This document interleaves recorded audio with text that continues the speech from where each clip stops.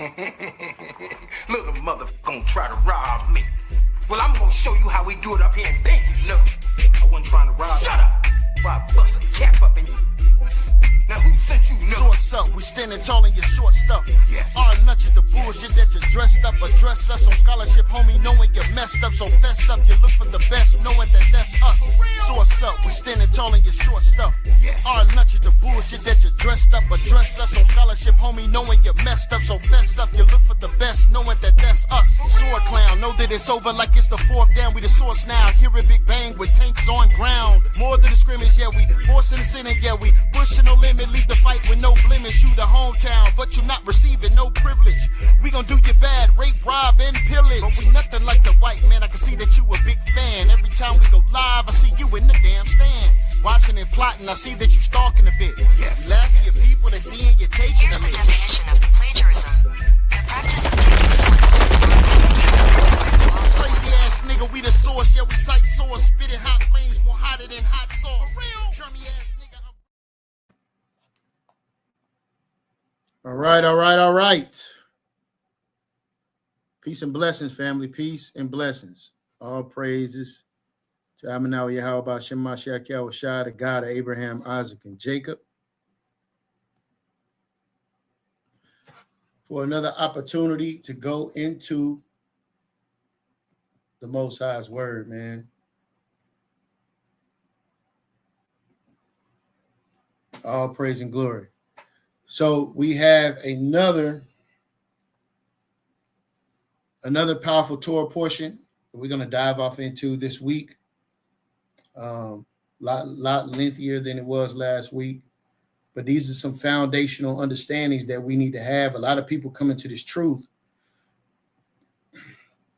and they run straight to the meat, and they don't get this milk foundational understanding. Right now, if you ask someone,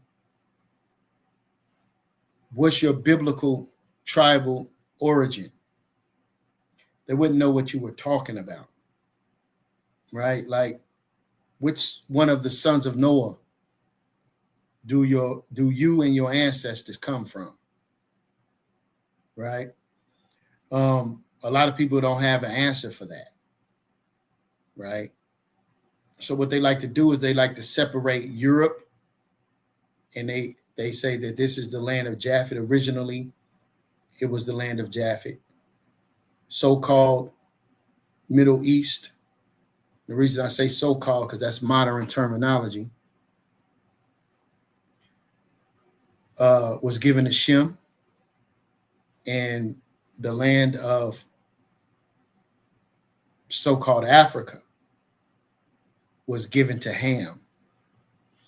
And we have a lot of scientific hypotheses, such as the out of Africa theory, that a lot of people hold to, meaning the oldest bones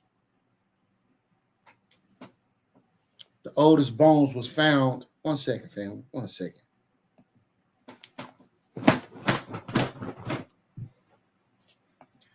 The oldest bones were found in Africa.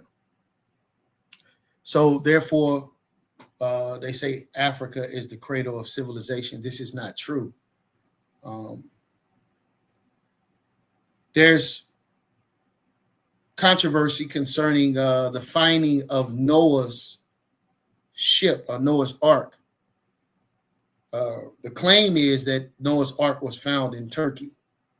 I haven't seen any contrary arguments concerning that that's where Noah's ship landed. And they came out of the ship, and then they started to populate initially in the Levant. The land of Shem,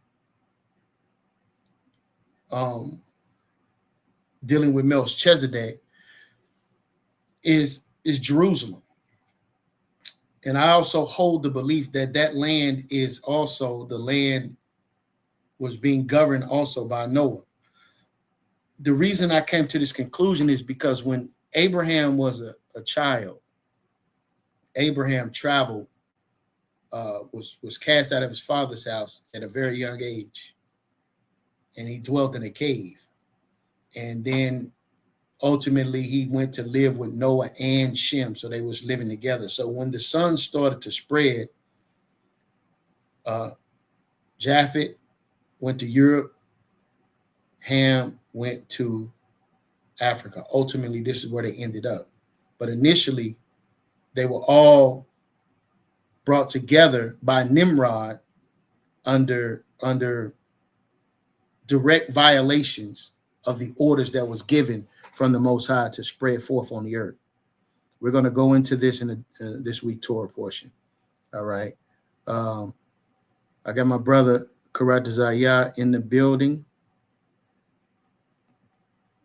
Karatazayah. Yeah, shalom. Y'all brought come out by Shema Shai. Hey, I just want to say peace and blessings to all the 12 tribes, those still working to keep forth the Most High's law, statutes, commandments, and his judgments, the prophecies and the gospel. All right. So thank you for everything. YirmeYah, once again, is a dynamic teacher, and I am outside from my just so cool demeanor. I'm actually, elated to be on the show with YirmeYah. You know what I'm saying? The CEO. All praise the Most High. You're going to find out a lot of information. I know that YirmeYah is a very studious man, and he knows how to pull sources, the Source Debate League. He knows how to pull sources from different places. So if you hear, can everybody hear us okay on the conference call?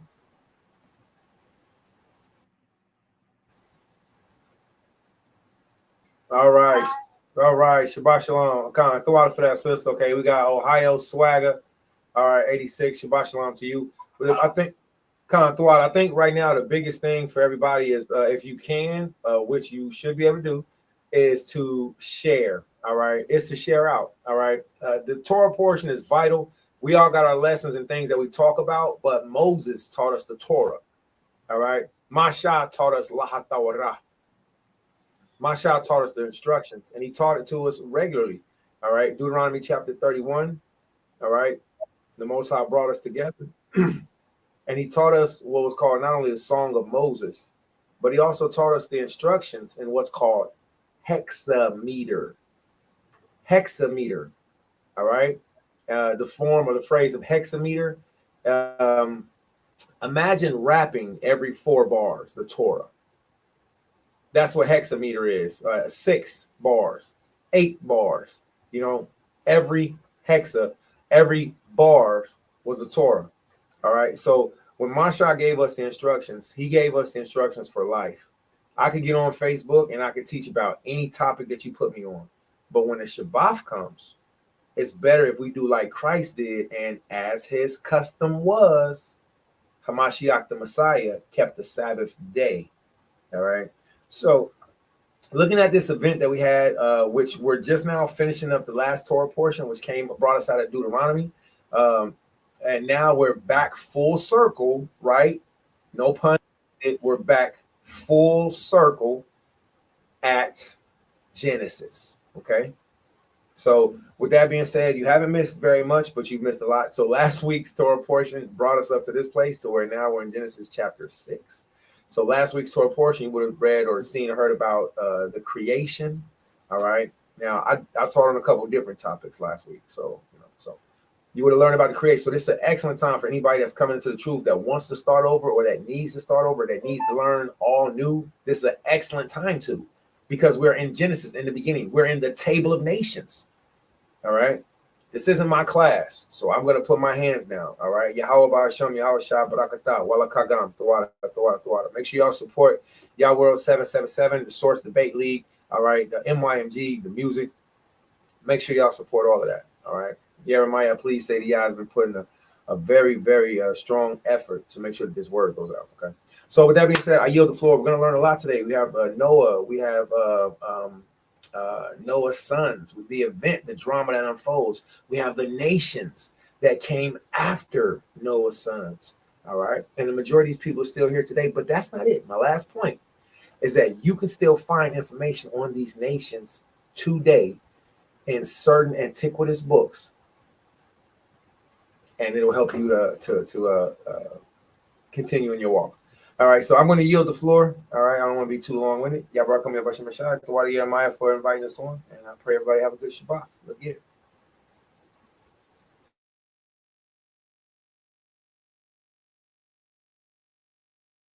You have no sound, sir. Salak. Yeah, man. So we're going to be going into genealogies. Like I said again, as children began to be born and populate the earth, variations of names, families, people groups begin to permeate through the earth. But in antiquity, they was always able to trace their lineage back to a particular progenitor. All right, a particular progenitor. And you have to be able to take this upon yourself to be able to do this for your family. We know the children of Israel are scattered to the four corners of the earth. So what we like to do is have a particular starting point. That starting point is usually slavery. Is a great point. So if you are a descendant of slaves, what kind of slavery and how was that slavery brought about, which would cause you to lose your ancestral records. So it's a good point to start at, and any and every person on planet Earth should always be able to research their genealogy. It's very important. All right. Karatazaya, sidebar real quick. Can you give me Deuteronomy chapter 30? Deuteronomy 30, 32 and 7. Baba Kasha, Karatazaya, if you're there. Yes, I am. And I got caught slipping just now. I left the room so I could try to go get a lamp. I want to look nice and smooth like you. All right. So what are we getting out at? What are we pulling out? Deuteronomy's 32 and 7. Okay. Deuteronomy chapter 32. All right, let's get to it. And I'm going to actually just turn my camera off and I yield the floor. Deuteronomy chapter 32. Deuteronomy chapter 32, KJV, Blue Letter Bible.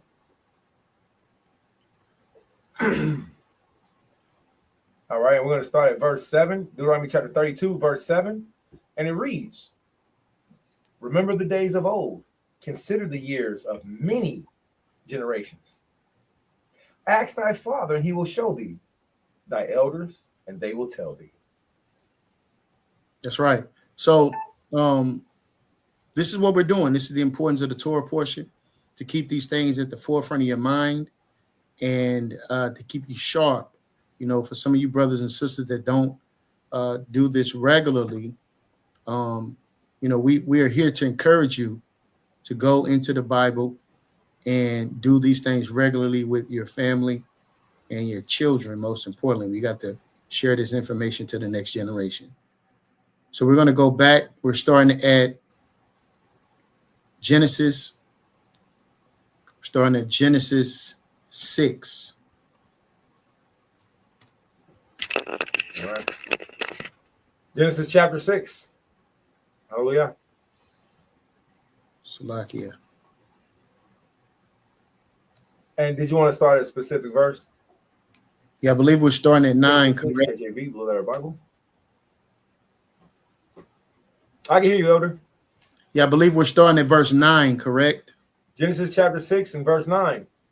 And it reads, these, excuse me, Y'all please give us inspiration and understanding of your word by Shema Shach Yahushua, the one from God, so that your word go up.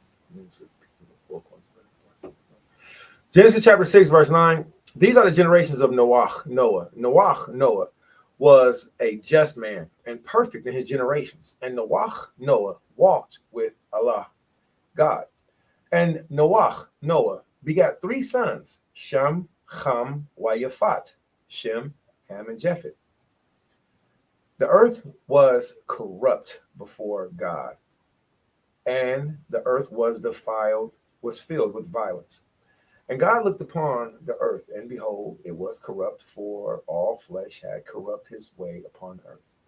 And Allah said unto Noah, the end of all flesh is come before me, for the earth is filled with violence through them. And behold, I will destroy them with the earth. Make thee an ark of gopher wood, rooms shalt thou make it. The ark and pitch it within and without with pitch. Verse 15. And this is the fashion which thou shalt make it of. The length of the ark shall be 300 cubits, the breadth of it 50 cubits, the height of it 30 cubits. A window shalt thou make to the ark, and in a cubit shalt thou finish it above, and the door of the ark shalt thou set in the side thereof. With lower, second, and third stories shalt thou make it. Verse 17. I want And to behold, make this clear real quick, right? As we look at Genesis 6 and 14, make thee an ark. This was spiritually, right? Because I talk with the brothers regularly concerning the current existence that we live in, in comparison to the spiritual existence that we have. Spiritually, when you're looking at make thee an ark, this is an example of the great saving power that the Most High has and sincere love that he has for the continuation of his creation. He did not have to do this. So make thee an ark is tremendous, family. Right? It's tremendous. And I don't want it to escape your mind concerning the importance of those few words. Make thee an ark. Right? Is an example of this, the love that the Most High has for his creation. Where was we at? 17? But Khan, I believe so. 17. Yes, sir. 17. Genesis chapter 6 and verse 17. And behold, I, even I, do bring a flood of waters upon the earth to destroy all flesh, wherein is the breath of life from under heaven, and everything that is in the earth shall die. Verse 18. But with thee will I establish my covenant, and thou shalt come into the ark, thou and thy sons, and thy wife, and thy sons' wives with thee, and of every living thing of all flesh, 2 of every sort shalt thou bring into the ark, to keep them alive with thee. So a lot of people have, if you notice here, a lot of people have seen the movie Noah with Russell Crowe, right? So a lot of people are under the understanding that these children of Noah, Ham, Shem, and Japheth, were little kids when this happened. This couldn't be further from the truth, right? These men were of extreme age, and we're going to get their exact age in just a moment, right? So it's important that you change your view of this event from a cinematic perspective to a biblical perspective. So you go to your sons who are already grown men, and you tell them what they're going to do or what the Most High has plans on doing to the earth. And without question, grown men with families, right, or with wives, let me say, went into the ark without question. There's no time in your life to where your authority, as we quote unquote call ourselves adults, supersedes the authority of your parents concerning spiritual intuition, counsel, wisdom, right? You're supposed to hold a certain reverence for your parents. And this is extreme reverence because it took time for them to build this ark.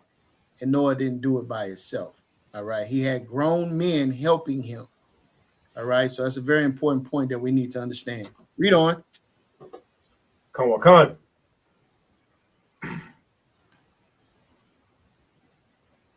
So, but before we go forward, I have a question. Do you have any but just for the people and for me too, do we have any references that we can go to maybe after class to find some of the points? To find I think it's so organic that the way that you're speaking is you're bringing out information. So you know, some of the questions, you know, we might have some of the statements that you make, we might have questions for. You know what I'm saying? So I know like you're gonna bring out the age of them, but like I said, I'll wait to class. I apologize, Salakli. I'll wait to end the class. Yeah, no worries, man. Chapter. I'm saying, yes, you know, I'm sure a lot of people that are watching are familiar with the movie Noah with Russell Crowe, right? A lot of times when these biblical movies come out, we know and we understand that it's not a sincere representation of what went on in the book, in the Bible. But people still leave those movies without understanding that these are critical parts because they're not familiar with the Torah, right? So we're going to get the age of these men because in the movie they were children, right? I think one was a teenager, one was a little bit younger than that, and the other one was a little bit younger than that. So they did differ in age, but these were grown men at this time, and we're going to prove it. All right. Genesis chapter 6 and starting at verse. I'm going to start at verse 19, if that's okay. Genesis chapter 6, verse 19. And of every living thing of all flesh, 2 of every sort shalt thou bring into the ark to keep them alive with thee. They shall be male and female. Of fowls after their kind, and of cattle after their kind, of every creeping thing of the earth after his kind. 2 of every sort shall come unto thee to keep them alive. Verse 21, and thou shalt, and take thou unto thee all food that is eaten, and thou shalt gather it to thee, and it shall be food for thee and for them. And Noah did according to all that Elohim commanded him. So did he. All right. At the end of each Torah portion, we like to say what Moses taught us to say, which we learned from our elders, and we still say today, and we teach our children. We say, Kol Asherah, Debar Yahweh, Na Aisha, Wa Na Shammai. All that Yahweh has said will we do and hear. All right. All that Yahweh said we do and hear. Kol Asherah, Debar Yahweh, Na Aisha, Wa Na Shammai. Come on, all praise and glory. Now we're going on to Genesis chapter 7, verse 1. Let me know if you can see it on the screen. Oh, I'm not speaking. Yeah. Let me know if you can see it on the screen. Are we good? It can be seen on the screen. I can see it on the screen. Come on. Genesis 7 and 1.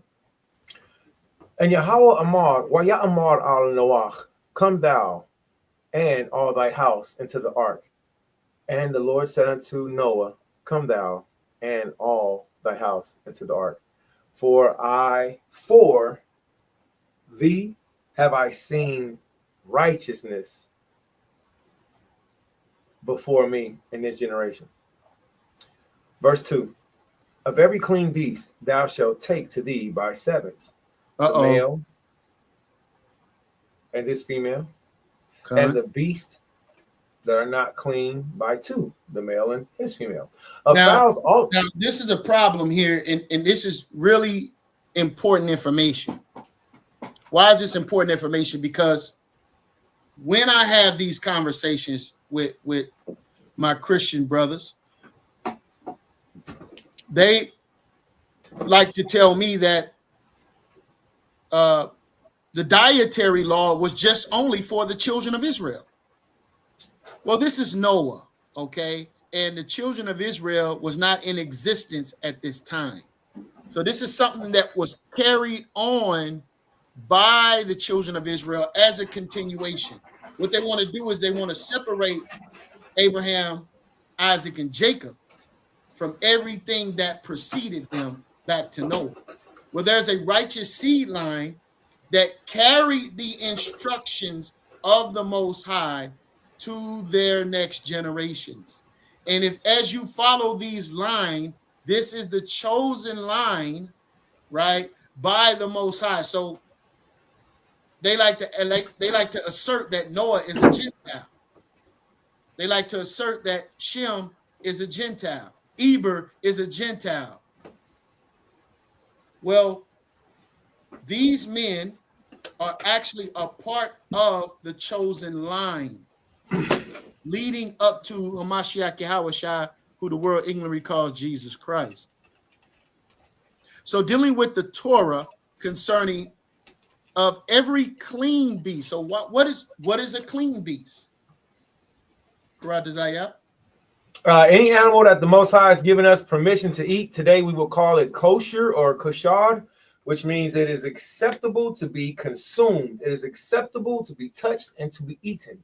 Any food that is of the Israelite community by the laws that were given to us by our God that is not clean or not lawful to be eaten will be called tama'ah. That's tama'ah. Starts with a T. M-A-H. Tama'ah. Ah. Tama'ah, unclean.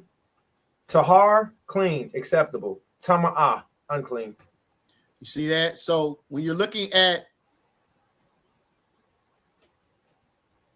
how many animals, because we read in Genesis 6, it said 2 by 2. But here in Genesis 7, it's giving you more details concerning the clean animals. The clean animals has the righteous number of completion, which is 7. Absolutely. Right? So that's very important. So you're taking 7 clean and 2 by 2 unclean. Correct?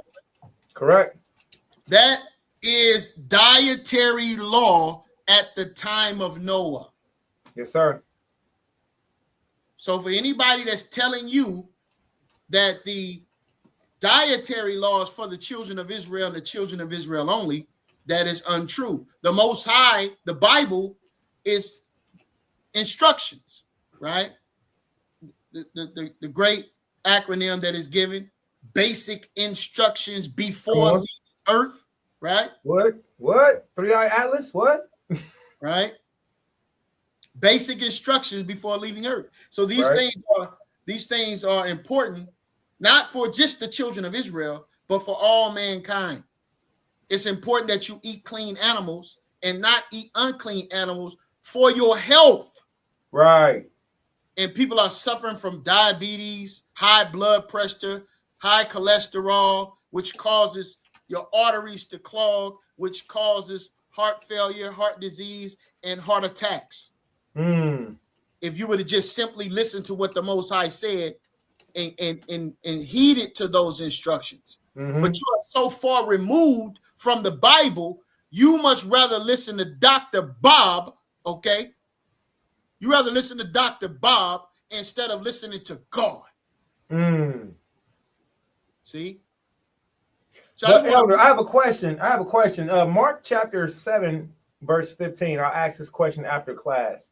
It says that nothing that we eat defiles us. It's not what goes into a man, it's what comes out of him. We know that this is Christian doctrine that's used to keep us bound, to keep us eating unclean meats. I was hoping you speak on that at the end of class. I get so caught up in the spirit and everything, I forget that, I'm on a short time frame, man. So I apologize. Please forgive me. No. We could talk about that. It's a great and excellent point, because the misconception is this.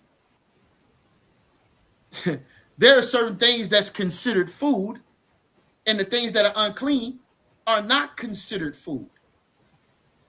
Right? So, unless you are okay with somebody putting dog on your plate and say, eat, it's dog, you're going to say, hey, this is not food. Right? It's not food. So, understanding what was being said at that time, it was actually about the washing of hands. It wasn't about the dietary law, but you want to run here to this scripture to try to substantiate eating shrimp, lobster, and pork because that's what you want to do, right? You're trying to go use this scripture to justify that, but they themselves knew there were certain things that was food and certain things that's not food. If somebody put a horse or a camel on your plate, you're not supposed to eat that. Why? That's not food. Right. It's not going to be listen, you're eating food for the benefit of eating food to energize your cells. So your body can perform when it's time to work. That's why you're eating certain nourishments so your body can perform. The Most High have set these standards and these parameters so we can live a long life. All right. So yeah, you said that was in Mark? Yes. We have a couple of them. We have a couple of them. But I don't want to take up too much time because it's such a powerful point. Let me now. This is for our, if I could, this is for our Hebrew veganites. All right, because you might say, well, that's for y'all who eat meat. Well, I don't eat meat. I eat vegetarian. I'm a vegetarian. I eat corn, grain, rice, and all. I think all that's wonderful. It's better if we have a 80 to 90% herbivore diet. The Most High commanded us to eat lamb at least once a year. We don't have to eat things that He gave us for good. We don't have to eat them, but we have the option too. If one might come and say, well, hey, I'm a vegetarian or I'm a vegan, so I don't have to worry about that, so I'm eating clean food, I want to say shut that down too, because the Most High is so smart. He's so wonderful. He didn't give in his captivity. He didn't give away for one Israelite to be, I'm better than you or I'm higher than you because of my diet. Or even He didn't give us away for anybody to take the reins, right? Like you ride a horse and you take the reins and He didn't give none of us the reins to be able to say who was more balanced in their diet either. This is the book, real quick, of Leviticus chapter 19. Please document this for yourself. The book of Leviticus chapter 19, start at verse 23 and go to about 25. Leviticus chapter 19 gives us the law. Right now, we're in Genesis, and we're learning about eating the flesh that we were given permission to eat because of the dominion. But when you get to Leviticus chapter 19, we're looking at the dietary law of unclean vegetables. Now, you might not have heard that phrase because the Bible don't call it unclean. The Bible call them uncircumcised. But if they're uncircumcised vegetables, that means they're not fit to be eaten. The only reason we call them unclean is because of the phrase that we use, which is tama'ah. Tama'ah means unclean. And when you say tama'ah, you have to pronounce the H at the end. So it's tama'ah. Tama'ah. Yo, that's tama'ah. In Leviticus chapter 19, verse 20 and 23 through 25, we learn that foods that are 1 to 3 years old is forbidden food. But our vegan community, our vegetarian community Israelites, they either don't know this or they just don't mention it.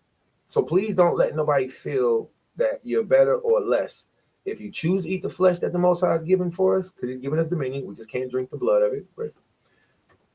Or if they are vegetarian, because the scriptures talk about one that's stronger or that's weaker, right? But we'll leave that alone.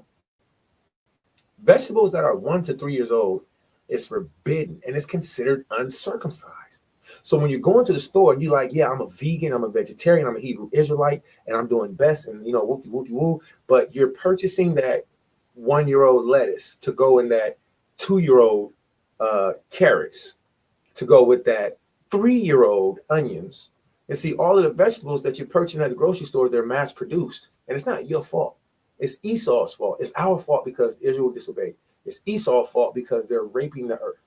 And they're feeding us not only meat that isn't prepared correctly, they're feeding us vegetables, vegetations that Yahweh did not accept. It's not until the 4th year that all fruit is considered to be holy. 7 of each kind for the animals. 7 of each kind for the animals. But in the 4th year, all vegetables are now considered to be holy and to be offered in praise to Yahweh. So I just want you all to keep that in mind. 5th year onwards, the people can eat the fruit. So when the fruit is finally 5 years old, the tree is 5 years old, then you can eat from it. Don't eat when the tree plants the apple. I'm gonna yield the floor. It's my last point, YirmeYah, is just the tree point. All right. But when someone plants an apple seed, the apple tree comes up. The apple tree on its first harvest is going to drop down apples right at its feet. The tree is going to drop down apples at its own base. We're not supposed to pick up them crab apples, them apples that they're still hard and you take this bitter. It's like, how you can't even eat this. That second year, go through that winter. That second year, the apple is going to take all those nutrients of itself, is going to put it back into itself, and it's going to drop back down again. It's going to do that for 4 years. And about time you get to that 4th year in your garden, stop giving me, about time you get to that 4th year in your garden, okay?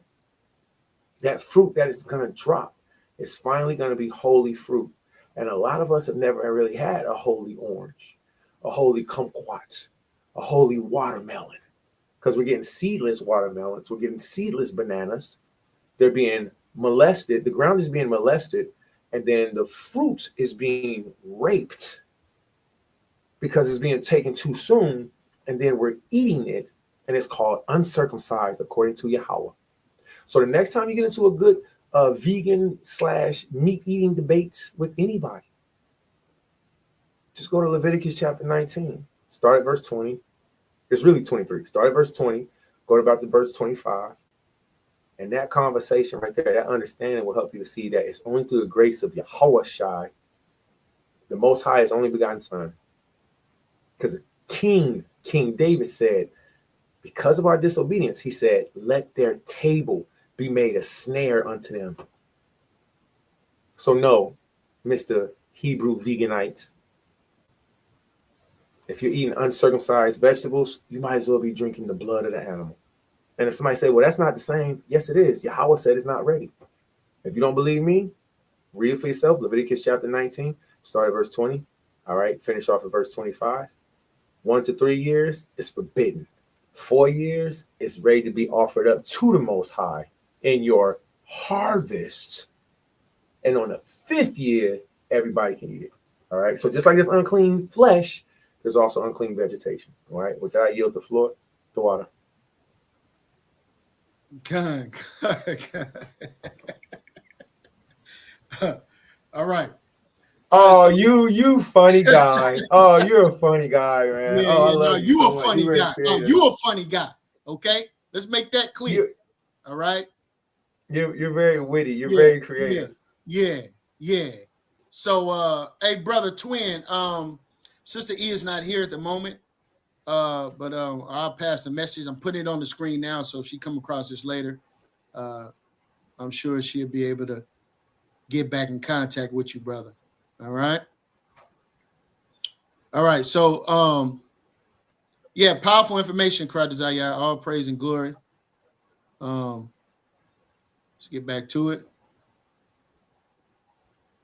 Yes, I wanted to make the point about the two 7 clean, 2 unclean. All right. Give me the Hebrew on that again, Kradazaya. Tama'ah, unclean, and tahar for clean. Tahar. Okay. Shout out to Elder Tahar, man. Okay. Shout out to Elder Tahar. We love you, man. Love you, boy. All right. Yeah, mess in the building. All right. So what we had, Genesis 7:3. Let's go. Yes, sir. All right. Tahar, Tama'ah. All right. So Genesis chapter 7, verse 3. Of the fowls also of the air by sevens, the male and the female, to keep the seed alive upon the earth. Keep the seed alive upon the face of all the earth. Verse 4. For yet 7 days I will cause it to rain upon the earth, 40 days and 40 nights, and every living substance that I have made will I destroy from the face of the earth. And Noah did according unto all that Yahweh commanded him. And Noah was 600 years old when the flood of the waters was upon the earth. And Noah. Hold on. How old was he? And Noah was 600 years old when the flood of the waters was upon the earth. 600 years old. All right, keep that in mind, family. That's important. Read on. And Noah went in, and his sons, and his wife, and his sons' wives with him into the ark because of the waters of the flood, of the clean beast, and of the beasts that are not clean, and of fowls, and of everything that creepeth upon the earth. Verse 9. There went in 2 and 2 unto Noah into the ark, the male and the female, as Yahweh had commanded Noah. And it came to pass after 7 days that the waters of the flood. Hold on, brother. That's a contradiction, brother. That's a contradiction. One verse says by 7, and another one says 2 by 2. The 2 by 2 family. I don't know if I can be heard clearly. Right? The 2 by 2 family is denoting male female. That's just it. Male female. Very simple. Right? It's not a contradiction. Right? People be killing me with this madness. Oh, it's contradictions in the Bible. It says right here 7, and then the other one says 2 by 2. Well, which one is it, brother? Ridiculous. Like, come on, man. Like, common sense ain't that common, clearly. All right. So the 2 by 2 is signifying male, female. But then the Bible tells you specifically about the separation between how many was brought on the ship. More clean was brought on. Why? Why was more clean brought on? These people got to eat while they're on this ship, right? So I just wanted to bring that out. Anything you want to say on that? No, that was excellent. That was excellent. You know, not only did after the flood we need to eat, the Most High gave us permission to eat flesh. Noah gave a sacrifice. So not only, and even if you see that in the Torah, even when we go into the land, the Most High tells us to not overtake the beast, so that we don't kill all the beasts and overtake them. All right. So verse 2, specifically chapter 7, and please everybody, how YirmeYah brought it out is how it is. The 2 by 2 only denotes the male and the female. There is no contradiction in the Bible. If anything, there's a contradiction in your understanding of the Bible. All right. There's a contradiction in our comprehension of the Bible, especially us with our new baby brains trying to process things in a language that it wasn't written in. All right. So there's no contradictions in the Bible that we have been able to find that are so extensive that it changes the depth of the message. You're going to find some errors. There's and a lot of those errors are translation errors, right? A lot of the errors that they're finding in the Bible are translation errors by the translators, and the translators ask for mercy concerning this, not to hold it against them, because it was tremendous labor that went in to translate the Bible. So I just wanted to bring that out. No, thank you for that. Thank you for that. And yes, and it's not so far away that the translators asked up for that mercy from us. All right, you can find one place in the book of Ecclesiasticus for the same things uttered in the Hebrew and spoken to another tongue have not the same force in them. You find the same thing in Second Maccabees. All right, where it was much work put into abridging this. All right. So, even Eusebius, Ecclesiastical Histories, even when he's doing his accurate Hebrew historical writings, he says, I'm the first one who came upon this. He said, Josephus did it like this, but I'm doing it like this. So he asks, be patient with me. So we have a record of being accurate in our writings. If something's being translated from one language to another, you're going to find some type of errors. But when it comes to this right here, you ain't going to find none.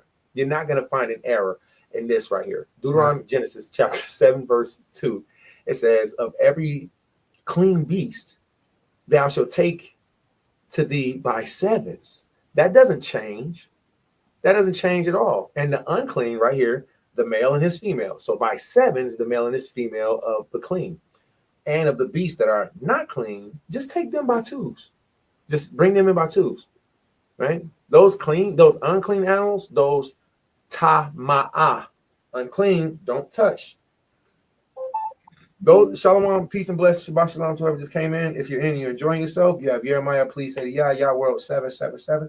Share out the link to the audio and share out the link to the YirmeYah World 777 so that others may see, hear, and participate and enjoy this safe place for the Shabbat reading. So thank you for joining. So those unclean E's platform too, Sister E's channel, Sister E platform on YouTube. All praise and glory. Amen. All praise and glory. And salute to you, Aqua. So we would not use a vacuum cleaner to feed our children with.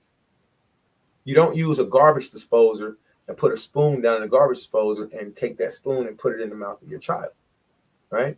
So we'll continue because we're going to see, as we read on, we're going to see where the Most High gave us permission and provision to eat the sevens that came in only by male and female, which is 2.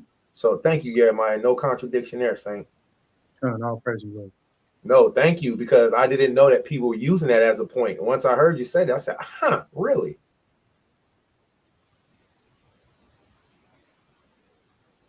All right. Where are we picking up at? I think we're at verse 9. Verse 9. So we'll go to Genesis chapter 7, verse 9. Thank you for everyone that's listening. Please, if you are listening, you're enjoying yourself, take a moment. All right. Just like you have to pass gas throughout the day, you can just take a break, and no pun intended, take a break. Share this out so other people can hear the Torah portion, so they can be involved with Sister E's page, involved with the Source Bailey's page, YirmeYah's page, involved with the Torah portion, listening in a safe place. All right. So take a second, just turn to your phone. Say neighbor. No, I'm just playing. Turn to your phone and just go down your share list. All right, share this out. We'll be rocking out. All right. Good. Thank you, everybody. All right, Genesis chapter 7, and we are in verse 9. Good. Genesis 7, 9. All right. There went in 2 and 2 unto Noah, into the ark, the male and the females, as Allah Hayam, God, had commanded Noah. Verse 10. And it came to pass after 7 days that the waters of the flood were upon the earth. 11. And in the 600th year of Noah's life, in the 2nd month, in the 17th day of the month, the same day, were all the fountains of the great deep broken up, and all the windows of heaven were opened. And the rain was upon the earth 40 days and 40 nights. In the self same day entered Noah, Sham, Wa Ham, Wa Yafat, the sons of Noah, Wa Noah's wife, and the 3 wives of his sons with them into the ark. And Salakla, verse 14. That they and every beast, there we go, they and every beast after his kind, and all the cattle after their kind, and every creeping thing that creepeth upon the earth after their kind, and every fowl after his kind, every bird of every sort. Man, this had to be a tremendous undertaking. Brother, I'm talking about, you mean every creeping thing? Listen, first of all, I won't go too far. The Most High has monsters that we have never seen. So if you think it was just pigeons, raccoons, and listen, there's monsters that's in the wilderness, that's in the skies, that Noah was looking at like, interesting. All right. I have a vivid imagination. This wasn't a small ordeal. It's a big deal. Down to the roaches, to the creatures that we haven't even seen. All right. So I yield the floor. Can I go ahead? Damn, man. You said Noah had roaches, man? Is that what you telling us? Yeah, man. It said the creeping things. Yeah, man. Roaches, fleas, ticks, centipedes. You know what I'm saying? You know. I don't think, and that's a good question. See, I don't think that the insects would have been able to survive the floods. I don't think the insects would have been able to survive the flood. That's a good one, man. I never thought about that. All right. Noah had roaches, man. That's a good one. Verse 18. And the waters prevailed and were increased greatly upon the earth, and the ark went up upon the face of the waters. Verse 19, and the waters prevailed exceedingly upon the earth, and all the high hills that were under the whole heaven were covered. 15 cubits upward did the waters prevail, and the mountains were covered, and all flesh died that moved upon the earth, both of fowl and of cattle, and of beast, and of every creeping thing that creepeth upon the earth, and every man. Verse 22, all in whose nostrils was the breath of life, and all that was in the dry land died, and every living substance was destroyed, which was upon the face of the ground, both man and cattle and creeping things and the fowls of the heaven, and they were destroyed from the earth, and Noah only remained alive, and they that were with him in his ark.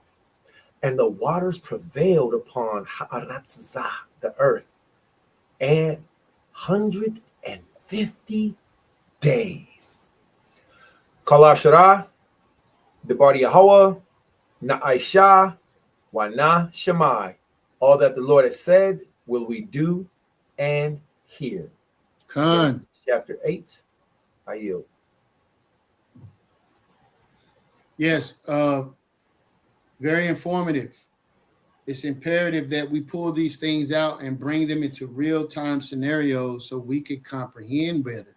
This is the purpose of the orator, to help crystallize some of these points that may be looked over. We are in Genesis 8:1 now. Genesis 8:1. Wayah zakar Noah, and Yahweh remembered Noah and every living thing and all the cattle that was with him in the ark.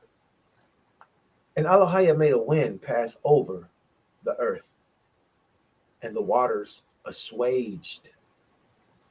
The fountains also of the deep and the windows of heaven were stopped, and the rain from heaven was restrained, and the waters returned from off the earth continually. And after the end of the 150 days, the waters were abated. And the ark rested upon the 7th month, on the 17th day of the month, upon the mountains of Ararat. Ararat. So I opened up this Torah portion speaking about Ararat, and it's claimed that Ararat is in eastern Turkey. All right.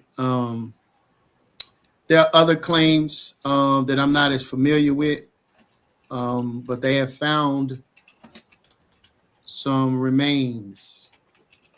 Can you pull up those remains, or you want me to do it? Yeah, I definitely don't mind, Saint. I definitely don't mind. I just want to be in sync with you, King. Definitely don't mind. Okay, Bubba Kasha. All right. Now I don't know what our beloved elder would like first. So just let me know, and then I'll follow your lead. I don't want to go, far away. Yeah, no, we can look at Noah Ark remains found. Okay. Well, we have some images pulled up. All right. You can share your screen. I'll put it up there. Sure can, sure will. Thank you, beloved Saint. Screen share, and I'm going to do entire screen.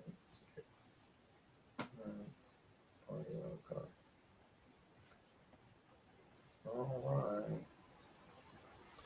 Okay, so if everybody can see my page, all right, I'm going to go to this specific site right here. And the reason being is because we want to show y'all, we want to show y'all the details. All right. Now, dang, I'm thinking I'm on a touchscreen laptop. I done touched my TV screen trying to make it zoom in. I'm going off. All right. If you look at this top picture, what we see right here, this is the real history. Now, I am a proponent that what we're looking at is Noah's Ark. All right. And the reason why I'm a proponent of it is because not only what I've read, starting with the Bible, but what I've read with one of my favorite historians is Flavius Josephus, the Levite, the Israelite.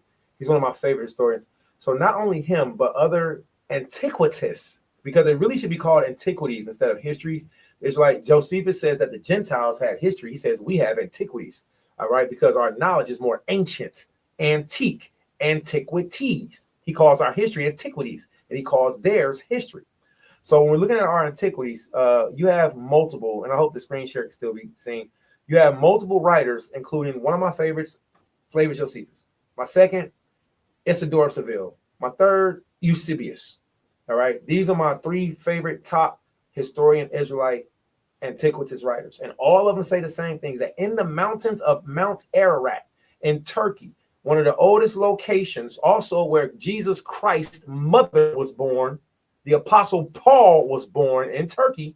All right. Turkey is powerful. Turkey is very, very spiritual, very biblical. One of the highest places of mountain ranges in the world is in Turkey. So if you're looking at a flood, whether the flood is local or whether the flood is global, let each man speak on their own understanding to that point. What I'm saying, what YirmeYah also has presented for us already, is that there's a very high mountainous region that's already documented, that's already in the world, where pieces of what's called bitumen. Bitumen is like when you get a piece of wood or a toothpick and you chew the toothpick and something break off. Well, you still got the whole toothpick, but that little piece you spit out, that's called bitumen. So there's people that live in this location right now in the mountains of Mount Ararat, Turkey. The reason why I wanted to pull this up is because the government of Turkey did this. Me and YirmeYah didn't do this. There was a huge earthquake, and then after the earthquake, there was a large landmass sliding of a boat. And you can still see the grooves. This isn't CGI. We didn't make this up. There was a large landmass slide after the earthquake in Ararat in Turkey. The boat slid from the top of a mountain. This is only how it was doing. There was a pilot during the time frame, I believe World War II. I'll have to double check that. If I'm wrong, then please forgive me, I'm wrong on that point. But there was a pilot. I don't know which era of the war he was in. He's flying over the mountains in Turkey because it was actually illegal to fly over these mountains because the Turkish government knew what it was. And see, here's something else. My last key points on this. Mount Ararat anomaly. CIA. Here's the catchphrase. The government will not tell you, we know where Noah's Ark is. They're not going to say that. What the government is going to do is they're going to use their phrases. See, an anomaly is just something that's out of place. It's weird. It's strange. YirmeYah has a huge head. It's like really big, and he barely fits on screen. His head is an anomaly. His head is an anomaly, right? It's for holding all that wisdom, all that information, right? That's how he knows so much. So my head is normal. YirmeYah has an anomaly-sized head. Well, imagine if you were an airplane pilot and you were flying over this mountain range. You was like, God, that's a big head dude. I can see his head size from all the way up here. That's an anomaly. That's how it was with Noah's Ark. This man was flying over a mountain range and seeing what was the shape of a boat. 3 stories encapsulated in ice. It's really hard to put a 3-story boat on top of ice in a very old mountain. You got to be a god to do that. Just like you got to be a god to burn the top of a mountain, right? Just like Mount Sinai to this day has a burnt blackened top because Yahweh put fire on one and then he put a boat in ice on top of another. He burned the top of one. And if you go to Mount Sinai today, you crack those rocks open. Those rocks are brown on the inside, but they black on the outside. You go to Mount Ararat, Turkey, which praise Yahweh, I had the privilege of being 20 miles or something like that, 20 minutes, 20 miles, one of it was 20 something. I'm looking at the map and I'm telling the bus driver, I'm like, go that way. I want to go that way. But we just kept going. I'm looking at the road like, I should jump off this bus right now. Have the American embassy to come and pick me up. I'm an American. And I got kicked off the bus and then I'm going to walk to Noah's Ark. The reality of it is this right here. The government called it the Mount Ararat anomaly. Okay. And you can look up the CIA. Here's another website, Ark Encounter. Okay. You can put in the CIA. Now, if you don't believe me, you don't like me, I don't got nothing to do with that. So what? Here's the thing, CIA.gov, Noah's Ark and Mount Ararat. CIA has imagery of Noah's Ark and Mount Ararat, right? Look at this. Here's the actual document, just like you can find the document of other things, right? This is the actual document of the Mount Ararat anomaly. That's So powerful, instead of saying Noah's Ark, that's what they called it, the Mount Ararat anomaly. Here's another point. You see what this is right here? This is called a drove stone. If you can see my screen, this is called a drove stone. You know what a drove stone is? A drove stone is an anchor. If you was in a boat and you couldn't slow the boat down, you got to drop what's called drove stones. These things right now are in Turkey, in the same place as Noah's Ark, and they're big as all get out. Holes, machine cut through the top to attach to the boat so it would drag the boat and hold it in place. You can't make this stuff up. You can't. My God is an awesome God. He put a boat on a mountain. Right. The Egyptian army, he drowned them. He opened up a rock and gave the children of Israel a fountain. So he proved himself. He proves himself. We're not talking to you to try to compel you and beg you to believe what we know. We're trying to show you so you can save your own soul. Because it's been proven to us. Yahweh left markers. All right. So my last point, and I yield the floor on this. I'm an advocate for teaching our people about Noah's Ark, because if God said, you know, taste and see that I'm good, okay, and then after that he leaves proof of himself, you might want to go and look at the proof. All right. So I know that we did. I know that I did. I know YirmeYah has, you know, and I know that other Israelites know. We're still debating and going over and studying and stuff, but the evidence and the information is all here. All right. If you want to learn more about Moses, you need to learn about Armenia. You need to learn about Turkey. If you want to learn more about Moses, you need to learn about the land, the Haran. You need to learn about these things. You need to learn about and I yield the floor. This is my last point. Trismos Megistus, Zoroaster, Moses. All of these were actual, real, historical people. Trismos Megistus, also known as Thoth, Thoth. His name was Trismos Megistus. All right. Hermes, Moses. These were all real men. These were real people who lived in ancient times. So we hold fast to Moses because he's our great lawgiver. All right. We also have to know this. In these locations where these people were named off, they also documented what was called the Great Deluge, the Great Flood. Okay. So I yield the floor. The proof is overwhelming on the flood of Yahweh, and I would like to encourage you all to come and worship my God. His name is Yahweh. His only begotten son is Yahweh Shai, and he made the mighty angels, heavens and earth, and everything therein. All right, and then left proof for himself. So I want to encourage you all come and worship our Allahiyah. All right, before it be too late, because this next flood ain't gonna be water. This next flood is gonna be fire. All right. So he's already proved himself. Can you speak about this stone that's on the screen? Because I use that stone in this flyer. Okay. Well, how about I let you speak on the stone and the screen? All right. I'm gonna yield the floor. And the only reason I said that is because I'm saying it should be some there that we can read real quick. It should be some what again? Writings. Stone. Which one would you like to look up? That we can read them. You can click on any one of those stones. It's all the same stone.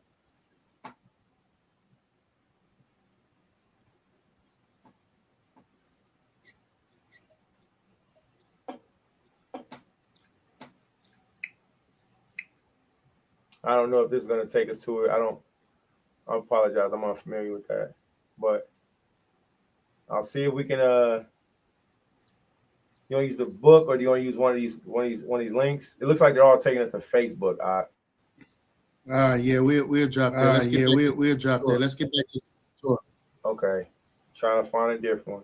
But I love this antiquities for those that can see this, man. I love these antiquities because all of this stuff matters, man. But I yield the floor, and I'm going to hold on to that just for later time, and come back to Josephus. All right. So where we at? What we reading, sir?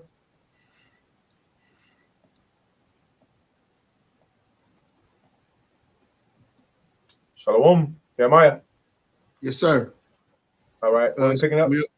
We're in Genesis 8 and 5, I believe. Okay. The water. Genesis 8 and 5. And the waters decreased continually until the 10th month.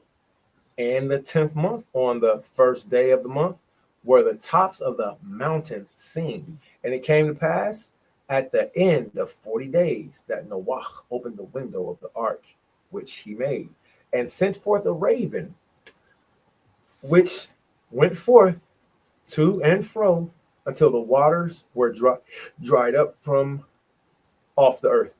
Verse 8. He also sent a dove from him to see if the waters were abated from off the face of the ground. But the dove found no rest for the sole of her foot. She returned unto him into the ark, for the waters were on the face of the whole earth. Then he put forth his hand and took her and pulled her into the ark.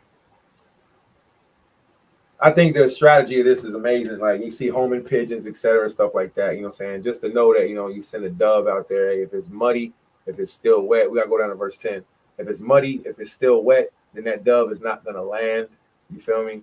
If it's too wet, and doves, they don't really fly at the highest altitudes either. So doves, if it go low, boom, a raven's going to fly high altitudes. Ravens are smart. All right. Doves are smart too, but doves are more like submissive. Ravens, they like got memories and attitudes. Like a raven, a murder of crows, ravens will remember that you messed with them and come back and pluck at you. You know what I'm saying? Doves, they'll just be like, eat me. Like, I don't want no problem. But the raven, that mother take off. The dove, if the altitude isn't too high, the dove will find a place to rest at. But if it can't find a place to rest, just like a pigeon, it's gonna come back home, right? So yeah, so beautiful strategy. All right, verse 10.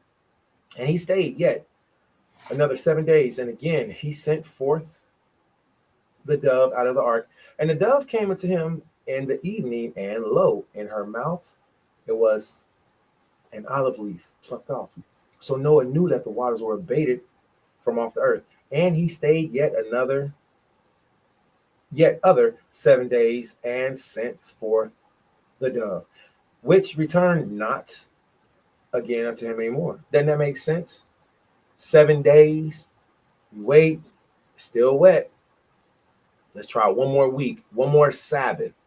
Sent that dove out that next time frame, that next Sabbath. No need for it to come back.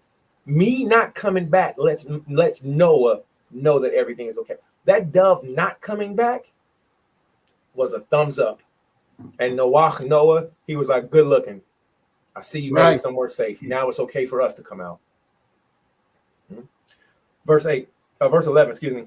And the dove came in unto the evening, and lo, in her mouth there was an olive leaf plucked off. So Noah knew that the waters were abated off of the earth. Verse 12. And he stayed yet another 7 days, and sent forth the dove, which returned not unto him anymore. And it came to pass in the 601st year, in the first month, in the first day of the month, the waters were dried up from off of the earth, and Noah removed the covering of the ark and looked, and behold, the face of the ground was dry. Wait a minute, this is beautiful. Right. This is beautiful. I'm just supposed to read. Go ahead, brother. No. You got it up. No. Because I need to read and get done before these girls wake up. If I start teaching, it's going to be over. We do classes for 4 hours, YirmeYah. You a 5-hour man, brother. You know what I'm saying? Yes, so sir. I got to keep it short, man. But goodness gracious, this is beautiful, Saint. All right. Right. So this is alluding to also when the children of Israel were led out of Egypt by Moses. The Bible says that they walked on what? Dry ground. So this is all about deliverance, the miraculous power of the Most High, seeing that the earth was flooded, and now they are having the opportunity to see their deliverance. Verse 14. 14. And in the second month, on the 7th and 20th day, 7th to 20th day of the month, 27th day of the month, the earth was dry, and Elohim wa Allah spake al Noach, and God spake unto Noah, saying, Go forth out of the ark, thou and thy wife and thy sons' wives with thee, and bring forth with thee every living thing that is with thee, of all flesh, both of fowl and of cattle, and of every creeping thing that creepeth upon the earth, that they may breed abundantly in the earth, and be fruitful and multiply upon the earth. Wa Noah halach, and Noah went forth, and his sons, and his wife, and his sons' wives with him, every beast, every creeping thing, every fowl, and whatsoever creepeth upon the earth after their kinds went forth out of the ark. And Noah, builded an altar unto Yahweh, and took of every clean beast and of every clean fowl, and offered burnt offerings on the altar. And Yahweh smelled a sweet savor, and Yahweh said in his heart, I will not again curse the ground any more for man's sake, for the imagination of man's heart is evil from his youth, neither will I again smite any more every living thing as I have done. That's right. So this is important, because every man, what does it say here? It says, for man's sake, for the imagination of man's heart is evil. So you know how Negroes be saying, God knows my heart. Yeah, he knows your heart. Evil and wicked as hell. Yeah, that's right. Okay. That's right. Your desires is what it's talking about, which is alluding to your flesh. Your fleshly desires are evil and wicked, right? But your flesh is supposed to be governed. But you Negroes don't want to be governed, do you? You don't want to be told to put down the shrimp, lobster, and pork. You know? What goes into a man's mouth, brother, and what comes out don't defile him, brother. Pass the pork chop and hot sauce. Right? See, this is the problem with Negroes, man. For the imagination of man's heart is evil from his youth. But if that man's heart is governed by these laws, statutes, and commandments, which you do not want to keep. Negroes running around talking about, all we got to do is keep the 10 commandments. Well, you don't do that. You only keep 9. Okay? Because of the traditions of man, which you love more than the traditions of the Elohim. Right? Neither will I again smite any more everything living as I have done. And what is that? Through water. I want to make that clear. So if you think this is a contradiction, I again smite any more every living thing as I have done. So the fact that he's coming back with fire that's going to rain down upon you heathen, okay? This fire that's going to rain down upon you heathen is not water. So this right here is not a contradiction. This is truth. This is why you get the rainbow. And we know what they have done. Right? This was the Most High's covenant. And let me tell you something, man. The rainbow is one of the most beautiful things you could ever imagine, bro. Oh, man. It's just awe-inspiring, man. The rainbow will stop you in your tracks while you drive. It's oh, man. I'm with you, Saint. Yeah. Unbelievable, the Most High, and what he's able to do when you actually observe his creation. Right? So we're about to get into that. Genesis 8:22. Let's go.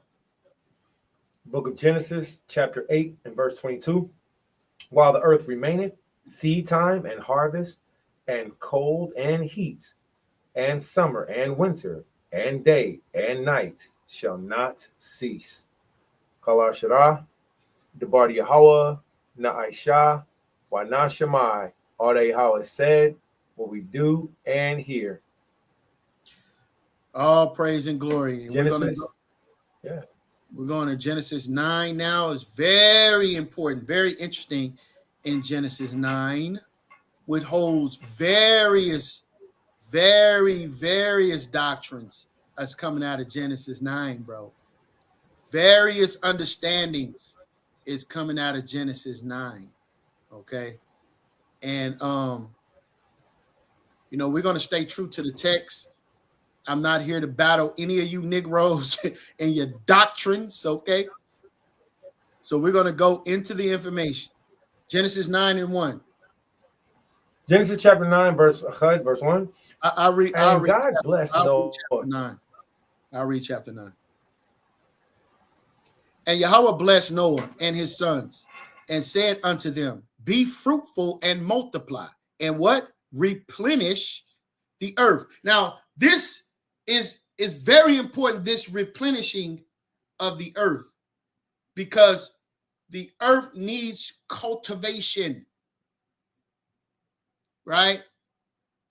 Lands need to be cut, trees need to be cut down, bushes need to be plowed. The earth, so that we can reproduce itself, needs to be cultivated. Verse 2. And the fear of you and the dread of you shall be upon every beast of the earth. This is what gives the superiority of man over beast. It magnifies the importance of mankind. While y'all sit there and sent Michael Vick 3 years in his prime to prison for fighting dogs. Like those dogs' lives are just as important as Michael Vick. Stop the madness. Okay? Stop the madness, man. Animals don't even live as long as we do. We do have some animals that live a long time, but they are not making the type of impact that we are making as mankind in the Most High's creation.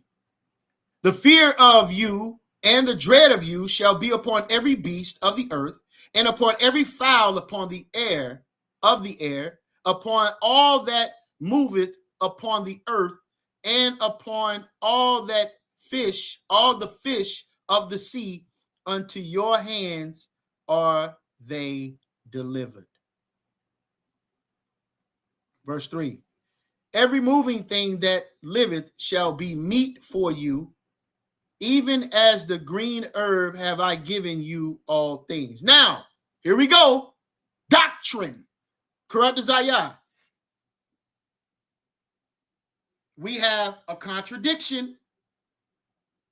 Every moving thing, every moving thing that liveth, right, shall be meat for you. Brother, right there, see, we can eat strip, lobster, and pork. Contradiction. Absolutely not, sir. The Bible reads in a way, family, the same way that you live. If you tell your child to go bring you something to drink, you do not expect them to bring you toilet water. Okay? That's not for consumption. Listen to what I'm saying. If you tell your child to bring you something to drink and they bring you toilet water, you're going to be highly upset. First thing you're going to say is, this is not for consumption. This is not to drink. It is what? It is what, Karate Zaya? Toilet water is unclean. See? Toilet water is super, super it's super unclean. I was laughing. My baby learned how to potty train herself, and she got her garment in the back of the toilet. You know what I'm saying? She's only 2. But her dress got in the back of the toilet, and man, she flipped out and got that thing off her so quick. I was like, ew, unclean, ew, unclean, ew. Yeah, God. Super unclean. So as you would tell your child, toilet water is unclean. This is the same response that you should have when you say, do you have anything to eat? And someone puts shrimp, lobster, and pork on your plate. You should have the same response. This is unclean. So as the Bible has already stated, 7 clean, 2 unclean. So the Bible already established clean and unclean, but you don't have in the Bible these things outlined as you have them in Leviticus. So since you don't have these things outlined in Leviticus, like in Genesis, they wasn't dealing with that. Well, that's nonsense. When it says, every moving thing that liveth shall be for meat, it's talking about the things that are clean. It's not talking about every single thing that moves or every single thing that liveth. It's talking about the things that are clean. Even as the green herb have I given you all things. That's another doctrine, right? Green herb, brother, green herb. But flesh with the life thereof, which is the blood thereof, shall ye not eat. See that? So how do you like your steak, Negro? Oh, I like it a little medium well, it's like the juice in it, Is that when it's got the little bit of red blood coming out of it? Yeah. Abominable. Right. So any of you Israelites that's still eating steak with a little bit of blood in it, you are in direct violation of the Most High's dietary law. Okay. Genesis chapter 9. Would you mind breaking that down real quick again for us, Elder? Verse, 4 and 5? But I'll read it if you don't mind breaking it down. Verse 4 and 5, I'll read it. It says, but the flesh with, not the flesh alone. It says, but the flesh with the life thereof.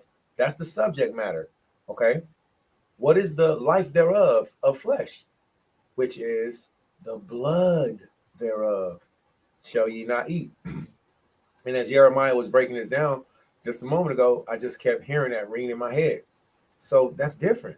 The flesh we can eat, but the blood thereof. And then you might have one that say, yeah, but you can't drain all that blood out. Well, this is what fire does. Fire purifies. Right. Just like man, just like gold, just like silver. Fire purifies. So the fire burns out any impurities. There's no way around it. Anyone that wants to give an excuse on it, they may. But this is what the Most High said. The flesh with the life thereof, which is the blood thereof, shall ye not eat. And in verse 5, and surely your blood of your lives will I require. At the hand of every beast will I require it, and at the hand of man. At every hand of every man's brother will I require the life of man. So this line has been used as a line. This verse has been used as a line to people who might have been on lines on the subject of saying, see, you can't even kill an animal. You got to love animals. Right. You can't kill. Yeah, I've heard it, and I thought it was ridiculous. Negro told me Jesus Christ came to save the animals from mankind. I said, nigga, you said Jesus came to die for the sins of animals? And that was his stance. Because of Genesis chapter 9, because Israelites have been polluted or taught wrong, that the Lord was sent to come and save animals from being eaten. That is ridiculous. Animals are beasts of burdens. The Most High said, surely your blood, as surely and surely your blood and your lives will I require at the hand of every beast will I require it. So animals are not allowed to go feral and wildly kill us, not unless the Most High sicks us on them. Like he sicks bears, he sicks lions, on disrespectful children, you know what I'm saying? On disrespectful prophets. But they don't have, if dogs have permission to eat us alive, they would. Dogs have very powerful teeth. My dog YirmeYah, very powerful teeth, very, very powerful paws. And I look at him and I'm like, thank you, YirmeYah, for not decimating us in our sleep. Thank you, YirmeYah, just for not jumping on us and clawing us to death and chewing our intestines out. Because I really could stop you. I mean, I could, but it would be a challenge. The Most High put a parameter there of peace. And here goes something else. I'm going to yield the floor on this topic. When it comes to